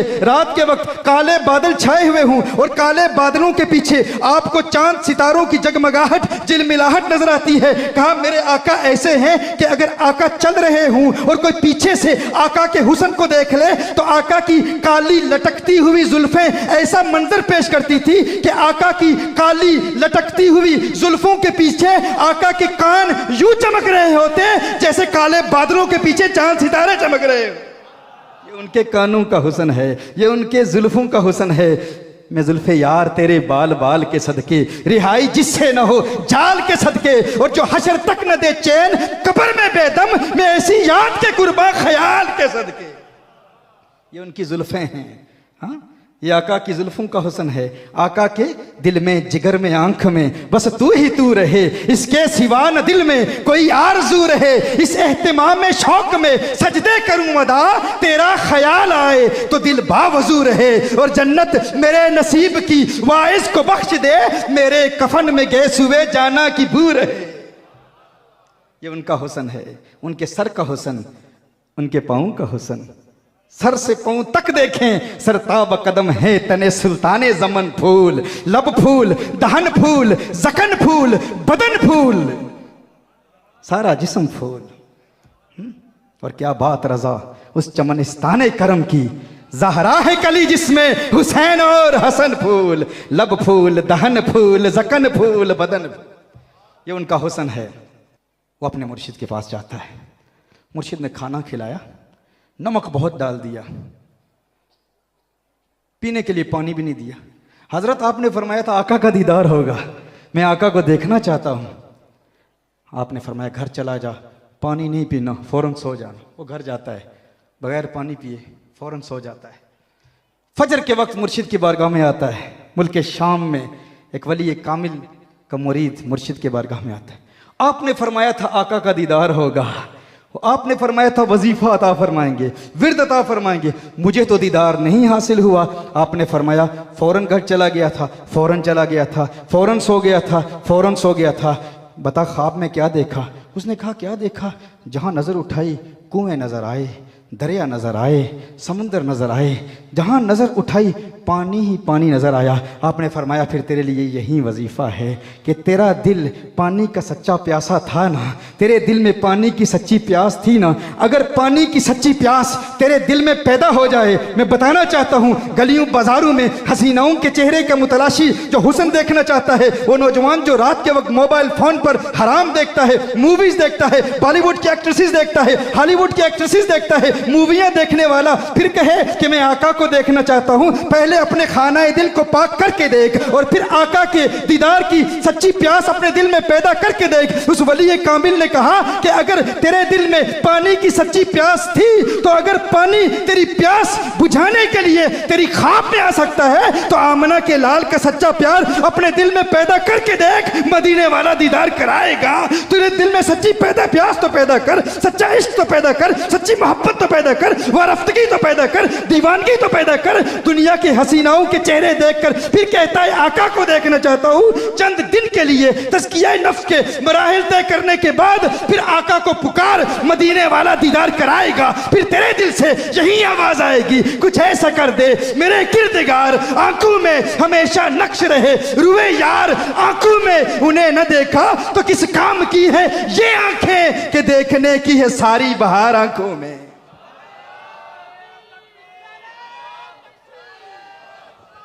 नाराए रिसालत, नाराए रिसालत। जो हो ना इश्क मुस्तफा, जो हो ना इश्क मुस्तफा। ताजदारे खत्म नबूवत, ताजदारे खत्म नबूवत, ताजदारे खत्म नबूवत। तो दिल में सच्चा इश्क पैदा किया जाए। ये झूठे दावे हैं, हम कहते हैं हमें प्यार है, दीदार करना चाहते हैं। अगर सच्चा प्यार हो तो फिर नज़रें झुकी हुई रहती हैं। और यही इन आस्थानों की तालीम है, यहाँ से हमें यही सबक मिलता है, यहाँ से हमें यही उसूल मिलता है। इस उसूल को अगर हम समझ लें, सारी ज़िंदगी बूढ़े हो गए हैं, दाढ़ियाँ सफ़ेद हो गई हैं, अंदर लज्जत ख़त्म भी हो गई, लेकिन फिर भी आंखें झुकती नहीं। हाँ, दाढ़ियाँ सफ़ेद हो गई हैं, ख्वाहिशात ख़त्म हो गई हैं, लेकिन फिर भी देखने की ख्वाहिश है। अगर लज्जते तर्क लज्जत बदानी, दिगर लज्जते नफ्स लज्जत न खानी। तर्क लज्जत भी नहीं लज्जत से कम, कुछ मज़ा इसका भी देखा चाहिए। क्या वो ज़िंदगी है, क्या ज़िंदगी? पूरी ज़िंदगी हमने गुजार दी, अभी भी ख्वाहिशात। 40 साल उम्र अजीज़त गुज़श्त, मिजाज तो अजहाल तिफली नगश्त। 40 साल बीत गए, शेख सादी शराजी फरमाते हैं, अभी भी बचपना नहीं गया। जिस तरह छोटे बच्चे के सामने स्वीट्स रखते हैं, हर नई चीज़ को हासिल करने की कोशिश करेगा। जो कुछ सामने रखेंगे वो उठाएगा, ये भी खा लूँ, ये भी खा लूँ। 40 साल ज़िंदगी के बीत गए, 50 साल बीत गए, 60 साल बीत गए, अभी भी अल्लाह की मारिफत का नूर नहीं मिला। क्यों? क्योंकि इसी नफ्स की तस्कीन के लिए मेहनत जारी है। इस नफ्स को फीड किया जा रहा है। इन आस्थानों से इस नफ्स के खिलाफ अमल करने का तरीका सिखाया जाता है। आइए आज हम इरादा करें, इस नफ्स का मुकाबला करेंगे, इस नफ्स को मारेंगे। वो सुकून की कैफियत पैदा होगी, फिर दुनिया का हुस्न हमें अच्छा नहीं लगेगा। फिर एक ही आवाज़ आएगी, अब मेरी निगाहों में जचता नहीं कोई, जैसे मेरी सरकार हैं वैसा नहीं कोई। तो मैंने कहा था इस नमाज को भी हम जब पढ़ेंगे तो इस तसव्वुर के साथ, और फिर दूसरा अमल अपने नौजवान भाइयों तक, अपने दोस्तों तक, अपने अहबाब तक पहुंचाना चाहता हूं कि अपनी ज़ुबानों को अल्लाह के नाम से तर रखें। अल्लाह अल्लाह दुरूद व सलाम पढ़ते रहें। ये इसका बराह रास्त असर दिल पर होता है। एक शख्स हुजूर की बारगाह में हाजिर होता है, अर्ज़ करता है या रसूल अल्लाह सल्लल्लाहु अलैहि वसल्लम, दीन बड़ा मुश्किल है, कोई एक काम दें मैं उस पर अमल करूँ वो मेरे लिए काफ़ी हो जाए। नबी करीम सल्लल्लाहु अलैहि वसल्लम ने इरशाद फरमाया, अपनी ज़ुबान को अल्लाह के नाम के साथ तर रखो, मशगूल रखो, मसरूफ़ रखो। हर वक्त ला इलाहा इल्लल्लाह, हर वक्त नबी करीम सल्लल्लाहु अलैहि वसल्लम की बारगाह में दरूद व सलाम के गजरे हों। इसका बराह रास्त दिल पर असर होगा और दिल की दुनिया बदलेगी। फ़लसफ़ी कहेंगे कि इसका असर क्या होता है, हम तो अल्लाह को मौसर मानते हैं, अल्लाह के नाम को मौसर नहीं मानते। वह इंसान गुनाह कर रहा है, गुनाहों का सिलसिला जारी है, पर अल्लाह अल्लाह करते हुए क्या फ़ायदा होगा, अल्लाह अल्लाह कहते हुए क्या फ़ायदा होगा। याद रखें, अल्लाह के नाम में ऐसी कुव्वत है, ऐसी ताकत है कि इंसान के दिल की दुनिया बदल देता है। हज़रत अबू बकर शिबली अलैहिर्रहमा एक दर्स दे रहे हैं और उनके दर्स में बू अली सीना अपने दौर का बड़ा फ़लसफ़ी अविसीना मौजूद है। आप अल्लाह के नाम की कुव्वत बयान कर रहे हैं कि अल्लाह के नाम में इतनी तासीर है कि अल्लाह का नाम इंसान के दिल की दुनिया बदल देता है। बू अली सीना खड़ा हो जाता है, वो कहता है ए अबू बकर शिबली हम नहीं मानते। कहा क्यों नहीं मानते? कहा हम फ़लसफ़ी हैं, फ़लसफ़ी 4 शक्लों से बात करते हैं। एक शक्ल खारजी होती है, एक शक्ल ज़हनी होती है, एक शक्ल किताबी होती है, एक शक्ल लफ्ज़ी होती है। अब जहाँ अहले इल्म बैठे हैं, फ़लसफ़ा पढ़ने पढ़ाने वाले, आप अहबाब के लिए आसान कर देता हूँ। शक्ल खारजी मिसाल के तौर पर आग है, आग, आग की एक्चुअल एग्जिस्टेंस, उसका खारजी वजूद, उसकी शक्ल खारजी है। शक्ल ज़हनी क्या है? आप आग के बारे में सोचें तो उसकी शक्ल ज़हनी है। आप कागज़ पर आग लिखें तो शक्ल किताबी है। आप आग का तलफ़ुज़ करें तो शक्ल लफ्ज़ी है। तो बू अली सीना ने कहा हम तो खारजी एग्जिस्टेंस को, एक्सटर्नल एग्जिस्टेंस को, शक्ल खारजी को मौसर मानते हैं कि आग में ये तासीर है कि किसी चीज़ को जला दे। लेकिन जब हम आग के बारे में सोचते हैं, आग की शक्ल जहनी, तो हमारा दिमाग तो नहीं जलता। कागज़ पर आग लिखते हैं शक्ल किताबी, तो कागज़ तो नहीं जलता। आग कहते हैं, तलफ़ुज़ करते हैं, तो ज़ुबान तो नहीं जलती। तो हम अशिया की शक्ल खारजी को मौसर मानते हैं कि आग खुद जलाएगी, लेकिन शक्ल किताबी, शक्ल जहनी, शक्ल लफ्जी ये मुअस्सिर नहीं होती। कहा हमने तो अब भी अल्लाह के वजूद को माना है कि अल्लाह दिलों की दुनिया बदल देता है, लेकिन तुम कहते हो अल्लाह का नाम दिल की दुनिया बदल देगा, दिलों को पाक कर देगा। हम इस बात को कैसे मान सकते हैं? हम शक्ल खारजी को मुअस्सिर मानते हैं। अबू बकर शिबली अलैहिर्रहमा अल्लाह के वली हैं, उनकी दावत और तबलीग का काम अपना है, जुदा अंदाज होता है औलिया का। उन्होंने कहा तू तो गधा है, अब गधे को कौन समझाए। अब अबू अली सीना अपने दौर का फिलासफर, बड़ा फलसफी, वो जलाल में आ गया, गुस्से में आ गया। अबू बकर शिबली इतने बड़े शेख, आपने मुझे गधा ही कह दिया। इतने बड़े मजमे में चेहरा सुर्ख हो गया। अबू बकर शिबली रहमा फरमाते हैं मैं तुझे यही बात समझाना चाहता था, एक मसला समझाना चाहता था। तूने बड़ी रौनत से कहा ना कि फ़कत शक्ल खारजी ही मुअस्सिर होती है, शक्ल जहनी, शक्ल किताबी, शक्ल लफ्जी मुअस्सिर नहीं होती। कहा मैंने लफ्ज़ गधा कहा, देख तेरे चेहरे का रंग बदला कि नहीं बदला। कहा मैंने गधा कहा, अगर गधे के नाम में इतना असर है कि तेरे चेहरे का रंग बदल सकता है, तो अल्लाह के नाम में इतना असर क्यों नहीं होगा कि तेरे दिल का जंग दूर कर देगा, तेरे दिल में नूर पैदा कर देगा। तो अल्लाह अल्लाह का नाम लेते रहें। इन औरात में इस कदर तासीर है, इनमें इस कदर कुव्वत है। आज के इस मजलिस में, इस महफिल में ये पैगाम भी लेकर जाएं। रूहानी लंगर हम लेकर जाएंगे यहाँ से। आज के बाद जब हम नमाज कायम करेंगे, तो नमाज के दौरान भी जो 6 तसव्वुरात बयान किए हैं, हर नमाज में अपने आप को आमादा करेंगे, ये मेरी ज़िंदगी की आखिरी नमाज है। और आइंदा हफ्ते तक इंशाअल्लाह हम नमाज का तर्जुमा भी याद कर लेंगे। और फिर मलाइका के नुज़ूल का तसव्वुर भी होगा, और फिर हुजूर का तसव्वुर भी होगा, अल्लाह के नाम का तसव्वुर भी होगा, और पुल सिरात का तसव्वुर भी होगा। और इन ख्यालात में हमारा जहन गर्दिश करता रहेगा। फिर देखें वो नमाज खुद आपकी मुहाफिज बन जाएगी, खुद आपकी हिफाजत करेगी। और फिर ये याद रखें, इसका एक फ़ायदा ये भी है कि अल्लाह के वलियों के करीब रहकर जो नमाजें कायम करते हैं ना, जो करीब रहकर कायम करते हैं, उन्हें अल्लाह जल्ला वाला मार्फत का नूर देता है, अपनी मार्फत का नूर देता है, अपने कुर्ब का नूर देता है। ये वलियों के कुर्ब की बरकत है, दुनिया भी मिलती है, आखिरत भी मिलती है। सही बुखारी की हदीस है ना। लोग कहते हैं ना आखिरत कैसे मिलती है, हम कहते हैं जन्नत अल्लाह के वली के हाथ में है, अल्लाह के इज़्न से जिसे चाहे अता फरमा दे, अल्लाह के इज़्न से। नादान कहते हैं अरे ये तो जन्नत की तौहीन हो गई कि जन्नत अल्लाह के वली के हाथ में है। हम कहते हैं अल्लाह ने अता फरमाई है, अल्लाह ने अता फरमाई है। वली दुआ करता है, उसकी दुआ की बरकत से अल्लाह जन्नत अता फरमा देता है। सही बुखारी की हदीस है, नबी करीम सल्लल्लाहु अलैहि वसल्लम ने इरशाद फरमाया क़यामत के रोज़ अल्लाह के मुक़र्रब बंदे अल्लाह की बारगाह में अर्ज़ करेंगे, जब कुछ लोग जहन्नुम में जा चुके होंगे, अल्लाह के प्यारे अर्ज़ करेंगे इख़वानुना कानू युसल्लूना मअना व यहुज्जूना मअना व यसूमूना मअना फ़अदख़लतहुमुन नार। ए अल्लाह ये हमारे अपने हैं, हमारे प्यारे हैं, हमारे भाई हैं, हमारी मैयत वाले हैं, हमारी सोहबत वाले हैं, हमारी संगत वाले हैं, हमारे कुर्ब वाले हैं। या अल्लाह तूने इन्हें जहन्नुम में डाल दिया। सही बुखारी की हदीस है। मोमिनीन अल्लाह के प्यारे, अल्लाह के मुकर्रबीन अल्लाह की बारगाह में इल्तिजा करेंगे। लफ्ज़ जो सही बुखारी में आए हैं मुजादला करेंगे।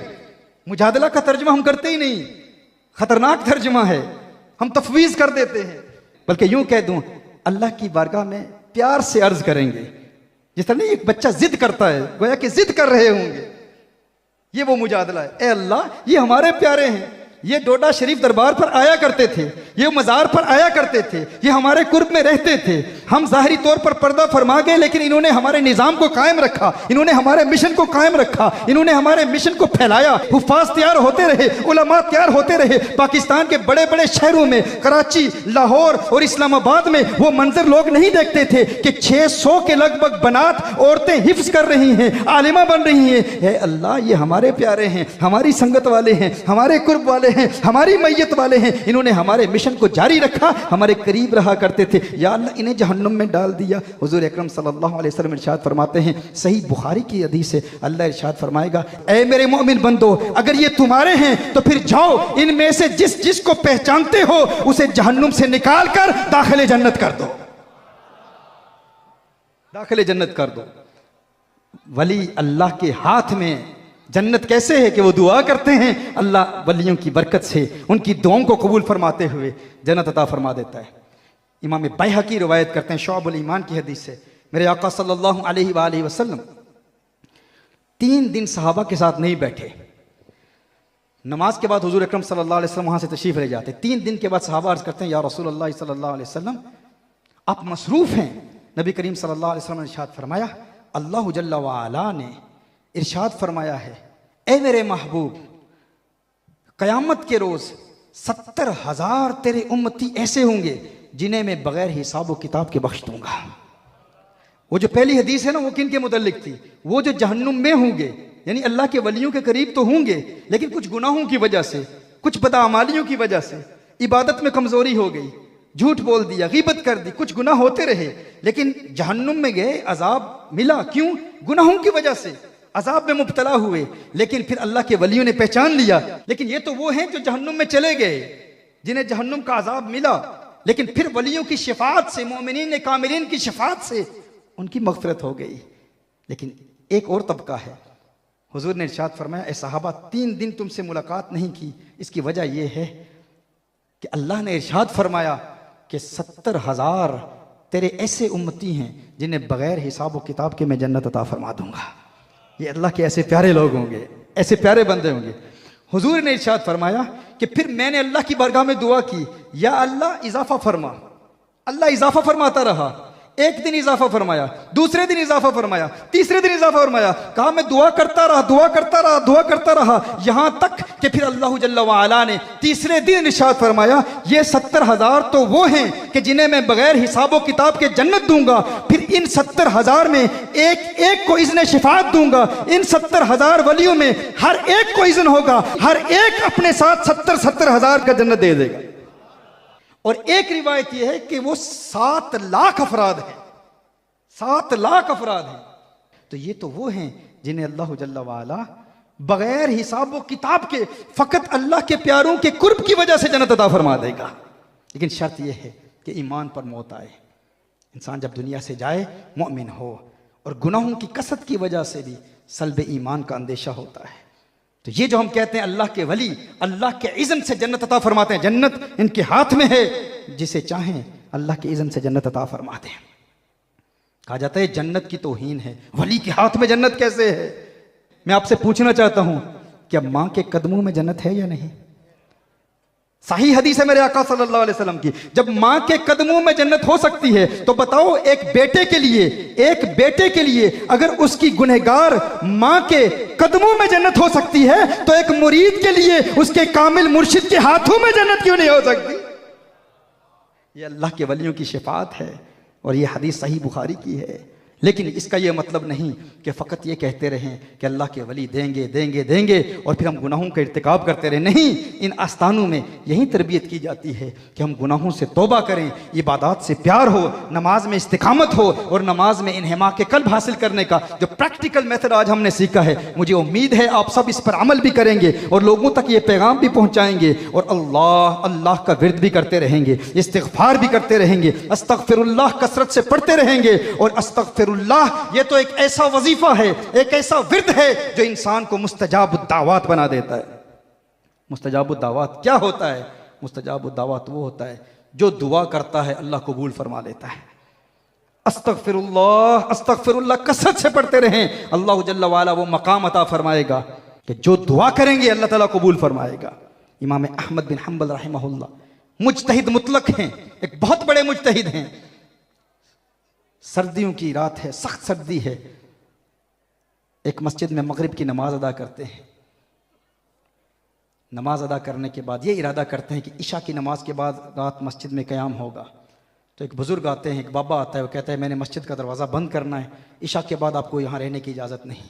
उसे नहीं पता था इमाम अहमद बिन हम्बल एक वली कामिल है, उसने कहा नहीं आप जाएं, इशा की नमाज के बाद आपको निकाल दिया जाता है। आप वहाँ से जाते हैं, देखते हैं कि बाहर एक तनूर है और नान भाई तनूर पर रोटियां पका रहा है।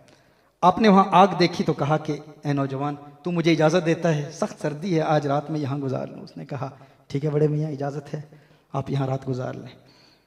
इमाम अहमद बिन हम्बल रहमहुल्लाह वहाँ बैठे हुए हैं और बड़े प्यार से उस नौजवान को देख रहे हैं और मुस्कुरा रहे हैं। वो कहता है बाबा जी मुझे देखकर क्यों मुस्कुरा रहे हैं? इमाम अहमद बिन हम्बल रहमहुल्लाह ने फरमाया मुझे तेरी ये अदा बड़ी पसंद आई। कहा कौन सी अदा? कहा तू रोटियां पकाता है तो अस्तगफिरुल्लाह पढ़ता है, पेड़े बनाता है अस्तगफिरुल्लाह पढ़ता है, तनूर में पेड़े लगाता है अस्तगफिरुल्लाह पढ़ता है, तनूर से पेड़े निकालता है अस्तगफिरुल्लाह पढ़ता है। ए नौजवान मुझे तेरी ये इस्तिगफार की अदा बड़ी प्यारी लगी। उसने कहा बड़े मियाँ इस्तिगफार में क्यों ना पढ़ूँ, मैं क्यों ना अस्तगफिरुल्लाह पढ़ूँ? इस अस्तगफिरुल्लाह ने मुझे मुस्तजाबु दावत बना दिया है, जो दुआ करता हूँ अल्लाह की बारगाह में कबूल होती है। इमाम अहमद बिन हम्बल ने फरमाया ये तो बहुत बड़ा दावा है विलायत का, तू इतना बड़ा वली हो चुका है, इतना बड़ा कामिल वली हो चुका है कि तू कहता है मैं जो दुआ करता हूँ अल्लाह मेरी हर दुआ कबूल कर लेता है। कहा बिल्कुल ऐसे ही है हजरत, मैं जो दुआ करता हूँ इस्तिगफार में इतनी कुव्वत है, मैं अस्तगफिरुल्लाह पढ़ता हूँ अल्लाह जल्ला वाला मेरी हर दुआ कबूल कर लेता है। आपने फरमाया फिर ये तो बता आज किस नीयत से इस्तिगफार पढ़ रहा है? उसने कहा बड़े मियाँ आपको पता नहीं, आज असल में मेरी इस तनूर पर ड्यूटी लगी हुई है, मेरे मालिक ने मुझे कहा है कि मैंने यहाँ रोटियां पकानी है। मैंने कहा मुझे छुट्टी दे दे, मुझे बहुत अहम काम है। उसने छुट्टी नहीं दी, उसने कहा कि तुझे रोटियां यहाँ पकानी है, तुझे इजाज़त नहीं है। तो मैंने कहा कि मैं इसके दरवाजे पर क्यों दस्तक दूँ, इससे भीख क्यों मांगूँ, इसके आगे मिन्नतें क्यों करूँ, इसके आगे जलील और रुस्वा क्यों हूँ? मैं तो इस्तिगफार पढ़ने वाला हूँ, अस्तगफिरुल्लाह पढ़ने वाला हूँ, मैं इस्तिगफार पढ़ूंगा मेरी दुआ कबूल हो जाएगी। कहा दुआ क्या है? कहा बड़े मियाँ आपको पता नहीं, आज हमारे इलाके में अल्लाह का एक बहुत बड़ा वली आया हुआ है, उसकी जियारत करना चाहता हूँ, उसे देखना चाहता हूँ, इसलिए इस्तिगफार पढ़ रहा हूँ। इमाम अहमद बिन हम्बल ने फरमाया जरा बता तो सही वो वली है कौन? कहा आपको नहीं पता, अपने दौर का मुजतहिद मुतलक इमाम अहमद बिन हम्बल आज हमारे इलाके में आया हुआ है, मैं उसे देखना चाहता हूँ। इमाम अहमद बिन हम्बल ने फरमाया आप फिर सीने लग जा, अहमद बिन हम्बल खुद तेरे पास आ गया है। तो यकीनन तकबीर, नाराए रिसालत, नाराए रिसालत, फैजान दरबार आलिया कादरिया कासमिया गौसिया डोडा शरीफ, हजूर किबला आलम, उलमाए अहले सुन्नत, फैजान औलिया। कहा यकीनन तो मुस्तजाब दावत है। मैं भी कहूं कि कोई किसी बूढ़े शख्स को सख्त सर्दी की रातों में मस्जिद से क्यों निकाले, मैं वहां रहना चाहता था, रात गुजारना चाहता था, लेकिन यकीनन ये तेरे इस इस्तिगफार की मिकनातीसी कशिश थी जो मुझे तेरी तरफ खींच रही थी, ये इस्तिगफार की बरकत थी। आज फिर मैं अहमद बिन हम्बल तुझे देखने के लिए आया हूं, सीने लग जा, यकीनन तो मुस्तजाब दावत है। तो ये अल्फाज का असर दिल पर होता है। इस्तिगफार की भी कसरत करें और दुरूद और सलाम के गजरे भी निछावर करते रहें। हुजूर अकरम सल्लल्लाहु अलैहि वसल्लम पर कसरत से दुरूद पढ़ते रहें। कसरत से दुरूद की बरकत से इंशाअल्लाह हुजूर का कुर्ब भी मिलेगा, ईमान की तकवीयत भी मिलेगी और फिर जिंदगी आसान होगी, क्योंकि दुरूद शरीफ इंसान को डिप्रेशन के मर्ज से पाक कर देता है, एंग्जाइटी के मर्ज से पाक कर देता है, मेंटल हेल्थ इश्यूज खत्म हो जाते हैं। औलाद अगर नाफरमान है तो फरमाबरदार बन जाती है। मैंने एक पूरा लेक्चर दिया है मोबाइल फोन्स जो हमारे बच्चों को बर्बाद कर रहे हैं, उसमें एक नुक्ता यह भी है कि एक रिदम में, एक तर्ज में माँ बाप इकट्ठे बैठ के दुरूद शरीफ पढ़ें, हर रोज कुछ वक्त निकाल लें, लेकिन तर्ज एक ही हो। इसकी वजह से इसका असर क्या होता है, ये दिल के खुलिये जो है ना, इनकी एक तासीर होती है। जिसके दिल का खुलिया ताकतवर हो, ये एक साइंटिफिक तहकीक है, बहुत इस पर रिसर्च की गई कि अगर रिदम मिल जाए, हम आवाज होकर, एक आवाज होकर, माँ बाप कुछ एक कलाम पढ़ रहे हूँ, बच्चे भी वहीं पढ़ रहे हूँ, तो उनके दिलों में प्यार पैदा हो जाता है। अहले मोहब्बत कहते हैं अगर बच्चा नाफरमान है ना, या वो जिद्दी है, या उसमें चिड़चिड़ापन है, या अहमक है, कम अकल है, कम फहम है, ज़हीन नहीं है, तो माँ बाप मिलके एक ही रिदम में, एक ही आवाज में हर रोज कुछ टाइम निकाल कर दुरूद शरीफ इकट्ठे पढ़ें। उस दुरूद शरीफ का दिल पे असर क्या होगा, नाफरमान बच्चा फरमाबरदार हो जाएगा, चिड़चिड़ापन खत्म हो जाएगा, जिद खत्म हो जाएगी। कम अकल है तो अल्लाह जल्ला वाला उसे फाहम फिरासत अता फरमाएगा, हाफजे में कमी है तो अल्लाह जल्ला वाला उसके हाफजे को तक़वियत देगा। ये दुरूद शरीफ की बरकत है। आप हुजूर का प्यार अपने दिल में पैदा कर रहे हैं, आखिरत तो संवरेगी, दुनिया भी संवर जाएगी। ये नवाज़िशें, ये इनायतें, गमे दो जहां से छुड़ा दिया, गमे मुस्तफ़ा तेरा शुक्रिया, मुझे जीना मरना सिखा दिया। ये उनका प्यार है जो जीना मरना सिखा देता है, जिंदगी के तरीके सिखाता है, उनकी मोहब्बत है, उनका उसवा है, उनकी सीरत है, उसे अपना लें तो सब कुछ समझ जाता है। ये दुनिया भी, वो दुनिया भी, क्योंकि ये दुनिया भी अल्लाह ने उसके लिए बनाई है, वो दुनिया भी अल्लाह ने अपने महबूब के लिए बनाई है। इसीलिए कहा ना, जमीन और जमा तुम्हारे लिए, मकीन और मका तुम्हारे लिए, चुनीन और चुना तुम्हारे लिए, बदन में है जान तुम्हारे लिए, दहन में जुबा तुम्हारे लिए, हम आए यहाँ तुम्हारे लिए, उठे भी वहाँ तुम्हारे लिए। जीना में चमन, चमन में समन, समन में फबन, फबन में दुल्हन, सजाए मेहन पे ऐसे मनन, ये अमनो अमा तुम्हारे लिए। सब उसी के लिए बनाया गया है। उससे प्यार कर लो, दुनिया भी संवर जाएगी, आखिरत भी संवर जाएगी, दिल में भी सुकून मिलेगा, औलाद भी इताअत करेगी, दुश्मनों की दुश्मनियां खत्म होंगी, नफरत करने वालों की नफरतें खत्म होंगी। उनसे प्यार कर लो, क्योंकि वही हकीकी प्यार के हकदार हैं, क्योंकि ये सारा जमाना, सारी कायनात, सारी दुनिया उन्हीं के लिए बनाई गई। हो ना ये फूल तो बुलबुल का तरन्नुम भी न हो, चमने दहर में कलियों का तबस्सुम भी न हो, ये न साकी हो तो फिर मैं भी न हो, खुम भी न हो, बस मैं तौहीद भी दुनिया में न हो, तुम भी न हो। और बरेली का मुजाहिद अपने अंदाजे दिलबराना में कहता है, कहा ये सबा सनक, वो कली चटक, ये जुबां चहक, लबे जो झलक, ये महक झलक, ये चमक धमक, सब उसी के दम की बहार है, सब उसी के दम की बहार है। ये सबा सनक, वो कली चटक, ये जुबां चहक, लबे जो झलक, ये महक झलक, ये चमक धमक, सब उसी के दम की बहार है। ये समन, ये सौसन या समन, ये बनफ्श सुम्बुल नस्तरन, गुल सर्वे लाला भरा चमन, वही एक जलवा हजार है। वो न था तो बाग में कुछ न था, वो न हो तो बाग हो सब फना, बादब झुका लो सरे विला कि मैं नाम लूं गुल बाग का गुले तर मोहम्मद मुस्तफा, चमन उनका पाक दयार है, चमन उनका पाक दयार है। या रसूलल्लाह, नाराए रिसालत, नाराए रिसालत, ताजदारे खत्म नबूवत, ताजदारे खत्म नबूवत हजरत किबला पीर मोहम्मद साकिब इकबाल शामी साहब। अल्लाह जल्ला वाला हमें नबी करीम सल्लल्लाहु अलैहि वसल्लम का सच्चा प्यार अता फरमाए, सच्चा इश्क अता फरमाए, सच्ची मोहब्बत अता फरमाए। अब हम नमाज पढ़ेंगे, नमाज कायम करने वाले बनेंगे, ये इरादा करते हैं इंशाअल्लाह। कम अज़ कम चंद ख्यालात तो हों ना यार, पूरी ज़िंदगी बीत गई हमारी, हमें यह भी नहीं पता कि नमाज की रूहानियत तक, रूहानी कुव्वतों तक रसाई हासिल करने का तरीका क्या है। हमें यह भी नहीं पता कि नमाज में किस तरह खुशू खुदू हासिल किया जाता है। आज अगर हमने ये तरीका सीखा है, अभी अपने आप को आमादा कर लेंगे कि ज़िंदगी की आखिरी नमाज है, अल्लाह तुझे राज़ी करने का ये आखिरी मौका है, ये मौका तूने हमें इस बारगाह की निस्बत से, इसकी बरकत से अता फरमाया। और फिर ये तसव्वुर कि मलाइका का नुज़ूल हो रहा है, और फिर पुल सिरात पे हम खड़े हैं और अल्लाह के नाम पर तवज्जो करेंगे, इस ख्याल से इंशाअल्लाह ताला नमाज कायम करेंगे। अल्लाह जल्ला वाला इस हाज़री को अपनी बारगाह में कबूल फरमाए, अल्लाह जल्ला वाला हर ख़ता मुआफ़ फरमाए, हर गुनाह मुआफ़ फरमाए। हम इज्तिमाई तौर पर अपने माजी के तमाम गुनाहों से तौबा करते हैं। अगर हमारी ज़ुबान से कोई कलिमा कुफ्र निकल गया हो तो या अल्लाह हम तौबा करते हैं और कलिमा तैयबा पढ़ते हैं, अशहदु अल्ला इलाहा इल्लल्लाह व अशहदु अन्न मुहम्मदन अब्दुहु व रसूलुहु, ला इलाहा इल्लल्लाह मुहम्मदुर रसूलुल्लाह सल्लल्लाहु अलैहि वसल्लम व आखिरु दअवाना अनिल हम्दुलिल्लाहि रब्बिल आलमीन।